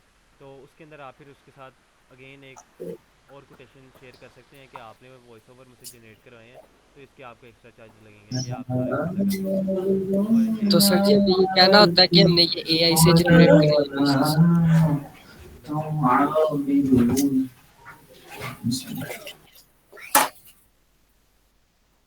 जी विकास बोले। सर मैं ये पूछना चाह रहा था कि जो स्टूडेंट जिनके पास वो सॉफ्टवेयर ही अभी तक डाउनलोड नहीं हो रहे या वो थोड़ा सा पीछे हैं, तो वो लेक्चर तो आगे से आगे जा रहा है, तो उनको कोई और होगा उनका? आपकी मुझे आवाज़ नहीं आई, दोबारा बोले। मैं ये पूछ रहा था सर, वो सर आपने दिए थे शुरू में डाउनलोड करने के लिए, वो डाउनलोड कईयों के पास हुए होंगे, कईयों के पास नहीं हुए, तो वो क्लासेस तो डेली बेसिस पे जैसे चल रही हैं लेक्चर इधर जाना है या तुम ठीक नहीं है तुम चैन। विकास आप बताएं आप। Sir Excuse me, sir. कुछ मुझे जैसे लोग हैं जिन अच्छा विकास आपका एक मैसेज बात है, मैं आपकी बात समझ गया हूँ। देखें ज़्यादातर बच्चों के पास सॉफ्टवेयर डाउनलोड नहीं हो रहे। अब जिन बच्चों के पास डाउनलोड नहीं हो रहे, इसका मतलब ये है उनको अपना इंटरनेट ठीक करने की ज़रूरत है। देखें डाउनलोड के लिए मैंने आप लोगों को लिंक दे दिया, आप यहाँ से सॉफ्टवेयर को डाउनलोड कर सकते हैं। अब डाउनलोड करने के लिए आप लोगों को इंटरनेट रिक्वायर्ड है, आपको इंटरनेट अच्छा होना चाहिए, तो उसके बाद आप जो है अपने पास सॉफ्टवेयर को डाउनलोड कर सकते हैं। अगर डाउनलोड करने के बाद आप लोगों को इंस्टॉलेशन के अंदर मसला आ रहा है, आप मुझे डीएम करें, जो आपको सपोर्ट नंबर का मेंबर का नंबर दिया गया है, उसके ऊपर आपको गाइडेंस दे दी जाएगी, आपको फैसिलिटी दी जाएगी कि आपको थोड़ी सी उसके ऊपर फर्दर जो है गाइडेंस दे दूंगा मैं। और अगर आपसे नहीं होता तो फिर भी मैं आपको इंस्टॉल करके दूंगा। इंस्टॉल करवाना जो है उसके अकॉर्डिंगली वो मेरा काम है। एक वर्जन नहीं होता, मैं आपको कॉल पे आके भी समझा दूंगा। काफ़ी सारे बच्चे हैं जिनको तकरीबन 10 से 20 बच्चे हैं जिनको मैंने कॉल पे आके समझाया। तो अगर आपको किसी चीज़ के अंदर आप स्टक हो रहे हैं, किसी चीज़ का आपको पता नहीं चल रहा, तो मैं आपको उसका जो है अल्टरनेटिव यही होगा कि मैं आपको कॉल के अंदर आके समझा दूँ। फिर भी अगर आपके पास डाउनलोड नहीं हो रहा, तो डाउनलोड करना आप लोगों के एंड से है कि आपने एटलीस्ट सॉफ्टवेयर को डाउनलोड करके रखना अपने पास। आप लोगों में से एक 12 साल की छोटी सी बच्ची है, उसने भी डाउनलोड करके रखा है, उससे इंस्टॉल नहीं हो रहा था और उसने आज सारे सॉफ्टवेयर इंस्टॉल किए हैं। यानी कि अगर एक छोटी 12 साल की बच्ची कर सकती है ना, तो हर एक बच्चा कर सकता है यहाँ पे। अस्सलाम वालेकुम सर। सर एक क्वेश्चन है sir,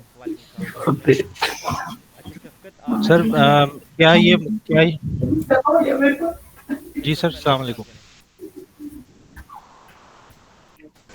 excuse me sir, sir मुझे ये पूछना था, ये जो आप जीपीयू की बात कर रहे थे, ये इनकोडर में ही हमें रहकर जीपीयू पर रहकर अपना जो इसको रेंडरिंग करना है? जी इनकोडर के अंदर ही आएगा। जी जी ठीक ठीक, मैंने बस यही कंफ्यूजन हो रही थी। Thank you sir. अब नेक्स्ट जो बच्चा बात कर रहा था वो मुझसे सवाल कर रहा है। हेलो सर, अस्सलाम वालेकुम। अस्सलाम वालेकुम सर। सर आपने ये जो फ्री पिक वेबसाइट बताई है, इसी की तरह पिक्सल वेबसाइट है, हम वो भी यूज कर सकते हैं? आप वहाँ से रिसोर्सेज को डाउनलोड करना चाहते हैं, आप डाउनलोड कर सकते हैं, बट द थिंग इज कि आपके पास वेक्टर की फाइल डाउनलोड होनी चाहिए।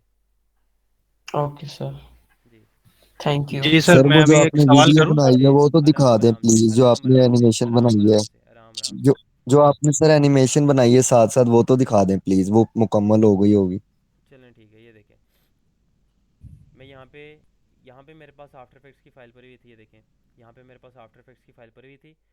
इसके बाद उसी के नाम से आगे एक AME है, इसके ऊपर मैंने क्लिक किया, ये देखें lecture4.mp4, मैंने इसके ऊपर डबल क्लिक किया, मेरे पास यहाँ पे इस तरीके से मेरी एनिमेशन बन के आ गई है।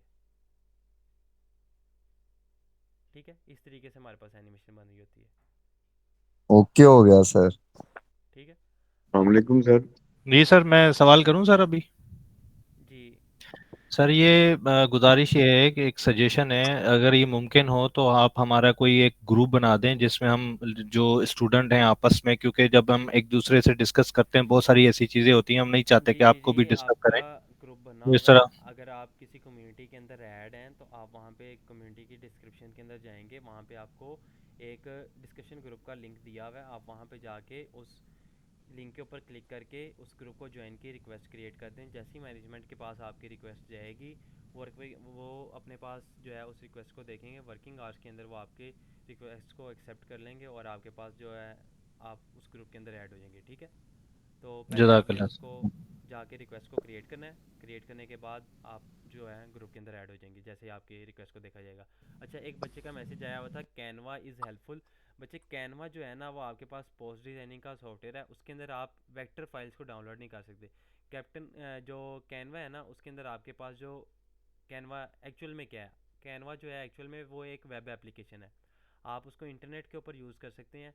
आप उसके ऊपर जो काम करेंगे वो आपके पास इंटरनेट के ऊपर ही रहेगा। आप उससे जो एक्सपोर्ट करेंगे ना वो आपके पास पीएनजी के फॉर्मेट के अंदर होगा। पीएनजी के फॉर्मेट के ऊपर आप एनिमेशन करना आप लोगों के लिए मुश्किल हो जाएगा। ऐसा नहीं है कि पीएनजी के फॉर्मेट के ऊपर आप एनिमेशन नहीं कर सकते, बट करना आप लोगों के लिए मुश्किल हो जाएगा, क्योंकि अगर आप किसी कैरेक्टर के ऊपर काम करना चाहते हैं तो आपको कैनवा के ऊपर से उसकी बाजू को, उसके हाथ को, उसकी आंख, नाक, कान को सेपरेटली डाउनलोड करना पड़ेगा और सबको डाउनलोड करने के बाद आपको आफ्टर इफेक्ट्स के अंदर लेके आके दोबारा अरेंज करना पड़ेगा।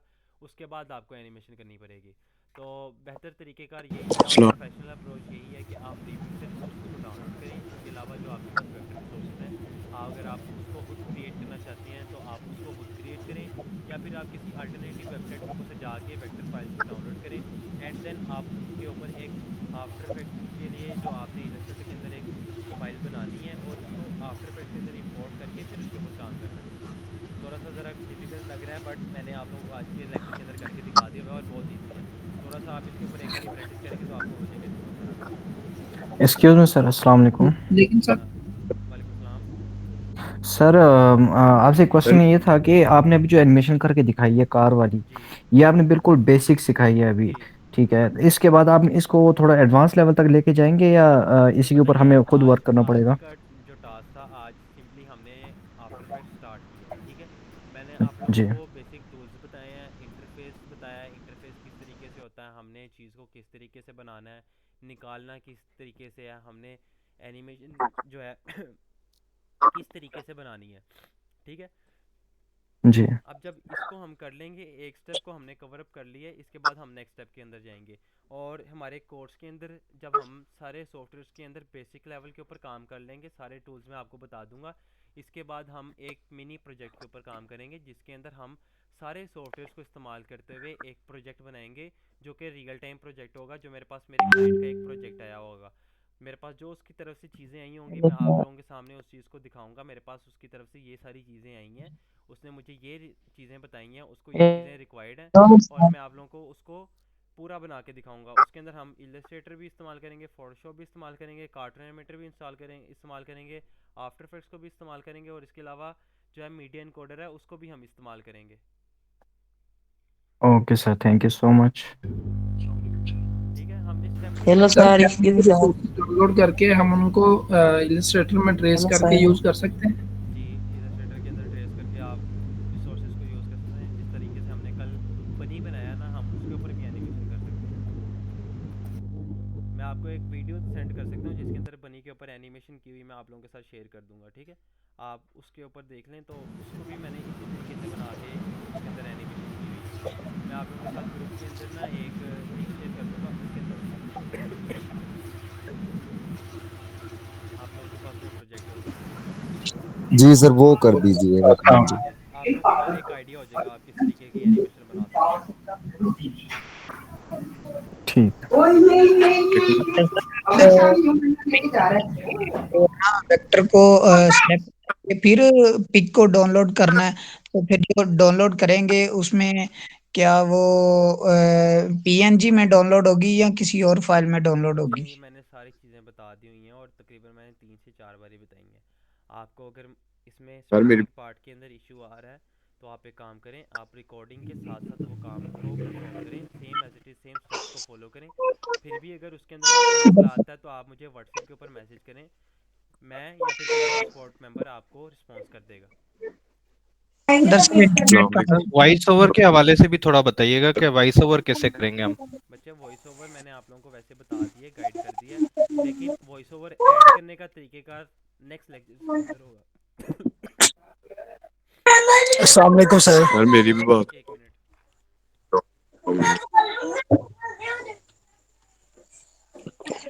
हेलो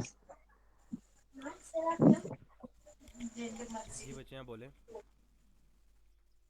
सर वो जो आपने एनिमेशन बनाई है अब, जी कार जो है ऊपर से जो मूवमेंट कर रही है वो कैसे की है इसने? आपने लेक्चर को फॉलो नहीं किया? सर वो मेरा मिस हो गया था, एंड पे ज्वाइन किया। कोई मसला नहीं, आप रिकॉर्डिंग देख के कर लें, सेम एज इट्स, बहुत इजी काम है। आप अब ये है कि शुरू से लेक्चर स्टार्ट करने बैठे तो फिर हमें 11 बजेंगे, तो नहीं अगर आपसे कोई एक बता देंगे आपने वो। बच्चे ये देखें, मैं आपको फिर भी खोल के दिखा देता हूँ, थोड़ा सा ओवरव्यू दे देता हूँ। सिंपली मैंने कार के अंदर गया हूँ, कार के अंदर जाके मैंने इनके ऊपर दोनों टायर्स के जी ऊपर यहाँ पे रोटेशन को अप्लाई किया है और कार की बॉडी के ऊपर जो है पोजीशनिंग को अप्लाई किया है। अब यहाँ पे देखें मेरी रोटेशन से कार के टायर यहाँ पे रोटेट हो रहे हैं, पोजीशनिंग बॉडी के ऊपर अप्लाई किया तो उसकी body up and down move कर रही है। देन इसके अंदर जब मैं लेके आया हूँ तो मैंने बैकग्राउंड के ऊपर पोजीशनिंग लगा दी है, बैकग्राउंड लेफ़्ट से राइट की तरफ मूव कर गया है, ठीक है, सॉरी राइट से लेफ़्ट की तरफ मूव कर गया है। ये देखें यहाँ पे अगर मैं आपको करके दिखाऊँ तो ये देखें मेरा बैकग्राउंड इस तरह था एंड एंड पे मेरा बैकग्राउंड इस तरह से हो गया। यहाँ पे सिंपली मैंने एक पोजीशनिंग अप्लाई की है एंड और इस तरीके से मेरी यहाँ पे ये एनिमेशन बन गई है, ठीक है। ओके तो ओके सर, ओवरऑल जो ये थैंक यू। व्यू है इस तरीके से है। अगर आपने सेम इसी तरह से एनिमेशन बनानी है, आप स्टेप बाय स्टेप लेक्चर को देखें, जैसे मैंने स्टेप परफॉर्म किया आप उसी तरीके से स्टेप्स को परफॉर्म करें, आपके पास एनिमेशन बन जाएगी। ओके सर, सर थैंक क्या आप हमें वॉइस ओवर बनाना भी सिखाएंगे इस कोर्स में? बच्चे वॉइस ओवर मैं आपको बनाना नहीं सिखाऊंगा, मैं आपको वॉइस ओवर लगाना सिखाऊंगा। बनाने के लिए आप देखें, जो अभी मैं बोल रहा हूँ ये वॉइस ओवर है। आप इस वॉइस ओवर, ये जो वॉइस ओवर है आपको या तो क्लाइंट प्रोवाइड करता है या आप किसी वॉइस ओवर आर्टिस्ट को हायर करके उससे वॉइस ओवर जनरेट करवाते हैं, या फिर आप किसी एआई टूल की हेल्प से वॉइस ओवर को जनरेट करवाते हैं। ये आपके पास 2 से 3 तरीके का है, आप इनको यूज सर क्या कोई फ्री टूल हमें बता सकते हैं कि जिससे हम ये जनरेट कर सकें? हेलो ब्राउज़र पे जाके सिंपली सर्च करेंगे hello hello voice over generator. Vikas बच्चे बोले आप।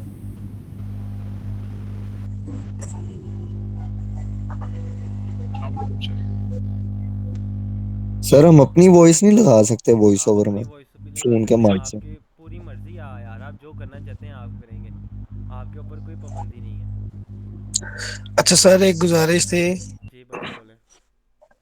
जी सर, ये थी कि ये जो स्क्रीन शेयर में ना काफी चीजें जो है ना विजिबल नहीं थी, इतनी बहुत ज्यादा ब्लरी थी। मैं समझता हूँ नेटवर्क का इशू था, लेकिन सर जो रिकॉर्डिंग है ना वो बड़ी लेट आती है ग्रुप में, तो अगर वो जल्दी आ जाए तो चलो हम प्रैक्टिस कर सकेंगे। सुबह ही आ जाया करेगी। दरअसल क्या हुआ था, आज आप सब लोगों के साथ मैं बिजी हो गया था। तकरीबन आपकी माशाल्लाह से स्टैंड 250 स्टूडेंट्स हैं, एक बच्चे के अगर 2 बारी भी रिप्लाई करूँ ना तो तकरीबन 500 मैसेजेस हो सकते हैं। तो आज मुझे शाम तकरीबन 4 बजे तक तो मैं आप लोगों से बात ही करता रहा था। तो जैसे ही मैंने बात की तो 1 बजे मुझे कैसा रिकॉर्डिंग नहीं आई, तो मैंने फटाफट आप लोगों के साथ शेयर कर दी थी। तो बस ये इशू आया था।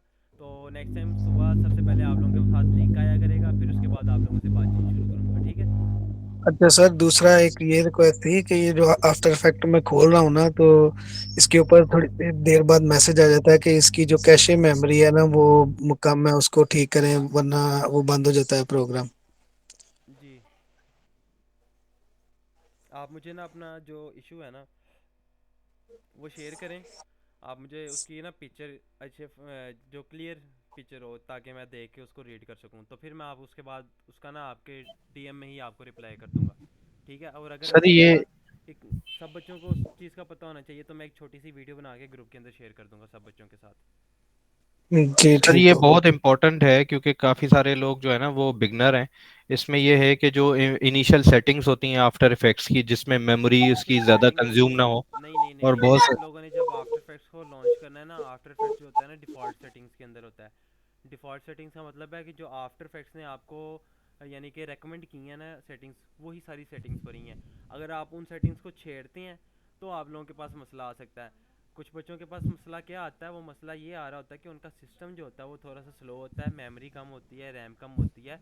इस वजह से आफ्टर इफेक्ट्स आप लोगों को कहता है कि आप लोगों का जो सिस्टम है ना, इसके अंदर ये चीज़ कम है तो ये मसला आ रहा है। तो उसके सर दूसरा जो थोड़ा सा कस्टमाइज उसमें एडिट में जाके जो प्रेफरेंस में जाके हम मीडिया एंड डिस्क कैशे में जाके जो हम ड्राइव सेलेक्ट करते हैं कि भाई हमने सी ड्राइव में सेव नहीं करना अपना प्रोजेक्ट, अपनी सेपरेट ड्राइव में ताकि लोड ना पड़े, तो वो सारी सेटिंग वो नहीं ये करनी नहीं होता, वो ये नहीं होता। आपने सिंपली जब ये देखें आफ्टर इफेक्ट्स का ये फोल्डर है हमारे सामने आफ्टर इफेक्ट्स खुला हुआ है, मैं इसको सेव करना चाहता हूँ। ये देखें कंट्रोल शिफ्ट एस, आप इनिशियली अगर आप करेंगे ना तो आपने कंट्रोल एस कर देना है, कंट्रोल शिफ्ट एस किया। अब ये देखें यहाँ पे मुझसे पूछ रहा है कि आप इसको कहाँ पे सेव करना चाहते हैं। आपने इसको सेव वहाँ पे करना है जहाँ पे आपके पास बाकी के रिसोर्सेज पड़े हैं।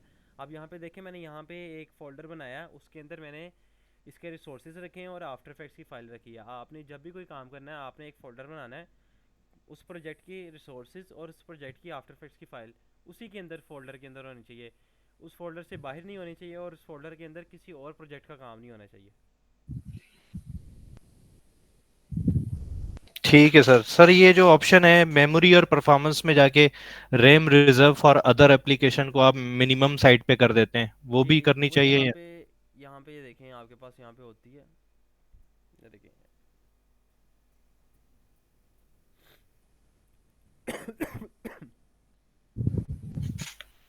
थोड़ा सा टाइम लगता है इसको लॉन्च होने। ये देखिए हमारे पास यहाँ पे आ गया, ये देखिए यहाँ पे आपके पास सारी सेटिंग्स होती हैं, इनको इतना छेड़ने की ज़रूरत नहीं है।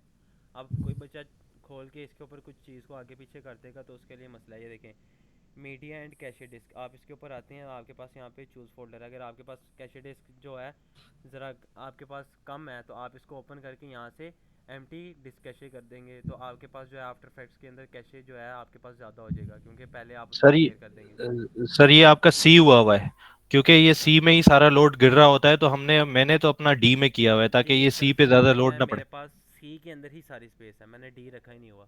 अच्छा अच्छा ठीक है सर, ओके। तो काफ़ी सारे बच्चों के पास इस तरह का होगा, आपको इसको करने की बिल्कुल ज़रूरत नहीं है। अगर आपके पास कोई मसला आ रहा है तब आपने इसको करना है, नहीं तो और पूछ के करना है। ये ना हो आप कुछ ख़राब करके बैठ जाएं तो आप लोगों के पास आफ्टर इफेक्ट्स चल भी ना रहा हो, ठीक है। तो आपने इस चीज़ के ऊपर लाजमी काम करना है। और अगर आप लोग इसके ऊपर आते हैं ना तो ये देखें मेरे पास इंस्टॉल रैम 8 GB है, अदर सॉफ्टवेयर के लिए मैंने 2 GB रखी है, आफ्टर इफेक्ट्स जब काम कर रहा होगा मैंने 6 GB रखी हुई है। तो ये बाय डिफ़ॉल्ट वो खुद ब खुद इसको सेट कर देगा, आपको इसको चेंज करने की बिल्कुल भी ज़रूरत नहीं है, ठीक है। इन केस अगर मैं आपको कहता हूँ कि आपके पास ये मसला आ रही है, इस तरीके से सोल्व होगा, तब आपने इसको ओपन करना है। अच्छा एक बच्चे का मैसेज आया सर PNG PDF और HP MP4, नहीं HP MP4 नहीं होता, MP4 होता है। PNG क्या होता है, PNG हमारे पास इमेज फोल्डर है, यानी कि इमेज फॉर्मेट है जिसके अंदर हमारे पास इमेज आ रही होती है। PDF हमारे पास क्या होता है, PDF हमारे पास एक सेपरेट होता है जिसको हम PDF के फॉर्मेट में रीड कर सकते हैं, डॉक्यूमेंट टाइप होता है वो। और MP4 हमारे पास वीडियो फॉर्मेट होता है सिंपली। बच्चे किसी और बच्चे का क्वेश्चन है तो मुझसे पूछ लें, वरना फिर अब लेक्चर को हम वाइंड अप करते हैं। आज मैंने आप लोगों के लिए सेशन काफ़ी ज़्यादा रख दिया था, तो ताकि आप सब लोगों के जो क्वेश्चंस हैं ना वो भी आपके इसके अंदर रिकॉर्डिंग के अंदर ही आ जाएं। और जी सर जज़ाकल्लाह। EPS जो हमारा फॉर्मेट है, EPS हमारे पास इलस्ट्रेटर का फॉर्मेट होता है। बच्चे टास्क आप लोग जैसे ही करते हैं आप मेरे साथ शेयर करते हैं, मैंने आप लोगों को टास्क दे दिया। आप इस तरह से कार को चला सकते हैं, आप इस तरीके से जहाज़ को उड़ता हुआ दिखा सकते हैं, आप इसी तरीके से किसी परिंदे को उड़ता हुआ दिखा सकते हैं। कुछ भी करके आपने अपनी क्रिएटिविटी करके मुझे अपनी क्रिएटिविटी सेंड करनी है। मैंने आप लोगों की बेसिक एफर्ट्स चेक करनी है कि मैंने आप लोगों को जो चीज़ें सिखाई हैं आप लोगों ने उनको पिक किस तरीके से किया और आपने उस चीज़ को कितने हद तक इम्प्रूव करके लेके गए हैं। अभी जो मैंने आप लोगों को एनिमेशन करके दिखाई है बेसिक लेवल की एनिमेशन है, अगर आप इससे अच्छी कर सकते हैं इसे अच्छी करें, इसे कम कर सकते हैं इसे कम कर लें, कोई मसला नहीं है। बट द थिंग इज़ कि आप लोगों ने काम करना है, कम होगा मैं आप लोगों को उसके अकॉर्डिंगली गाइड करूँगा। मैं आपको बताऊँगा कि आपने यहाँ पे ये मिस्टेक की है, यहाँ पे ये मिस्टेक की है। ज़्यादा करेंगे मैं आपको अप्रिशिएट भी करूँगा। अस्सलाम वालेकुम सर। वालेकुम सलाम। सर एक आपसे फेवर ये चाहिए थी कि काफ़ी ज़्यादा बच्चे हैं, कुछ मेरी एज के बूढ़े स्टूडेंट भी हैं आपके, और जो अपनी integral responsibilities during the course of the day complete करते हैं, उनके लिए रात का काफ़ी ज़्यादा बहुत ज़्यादा लो आ रही है, थोड़ा सा अगर आप माइक के पास आके अपना जी अभी क्लियर हुई सर आवाज़? जी मैं सर बता रहा था कि कुछ मेरी तरह बूढ़े स्टूडेंट भी होते हैं जिनकी पूरे दिन में काफ़ी ज़्यादा अलाइंड रिस्पांसिबिलिटीज़ भी होती हैं, तो वो ये रिक्वेस्ट ये थी कि आप अगर ये रिकॉर्डिंग रात तक शेयर कर दें तो मैं ओवरनाइट बैठ के उसको आराम से ऑन टाइम जो है वो उसको तसल्ली से कर सकते हैं। तो पूरा दिन जो है ना फिर और रिस्पांसिबिलिटीज़ काफ़ी होती हैं, उसमें फिर वो लेक्चर जो है ना हमारा एक दिन का वो पीछे चला जाए। जी मैं आपकी बात को समझ गया हूँ, बट हमारी तरफ से ये है कि अगर अभी मैंने ये रिकॉर्डिंग बनाई है, तकरीबन ये 2 घंटे की रिकॉर्डिंग चलेगी, ये तकरीबन 2.5 GB की होगी रिकॉर्डिंग। इसको अभी एडिट करना है, एडिट करने पे भी एडिट करने टाइम लगाना है। एडिट करने के बाद इसको जब हमने यूट्यूब पे या फिर वहाँ पे गूगल ड्राइव पे अपलोड करना है, तो उसकी अपलोडिंग टाइम तकरीबन 3 से 4 घंटे आ जाती है हमारे एंड से। आप लोगों के साथ बोल बोल के मेरा अपना गला खराब हो गया। अच्छा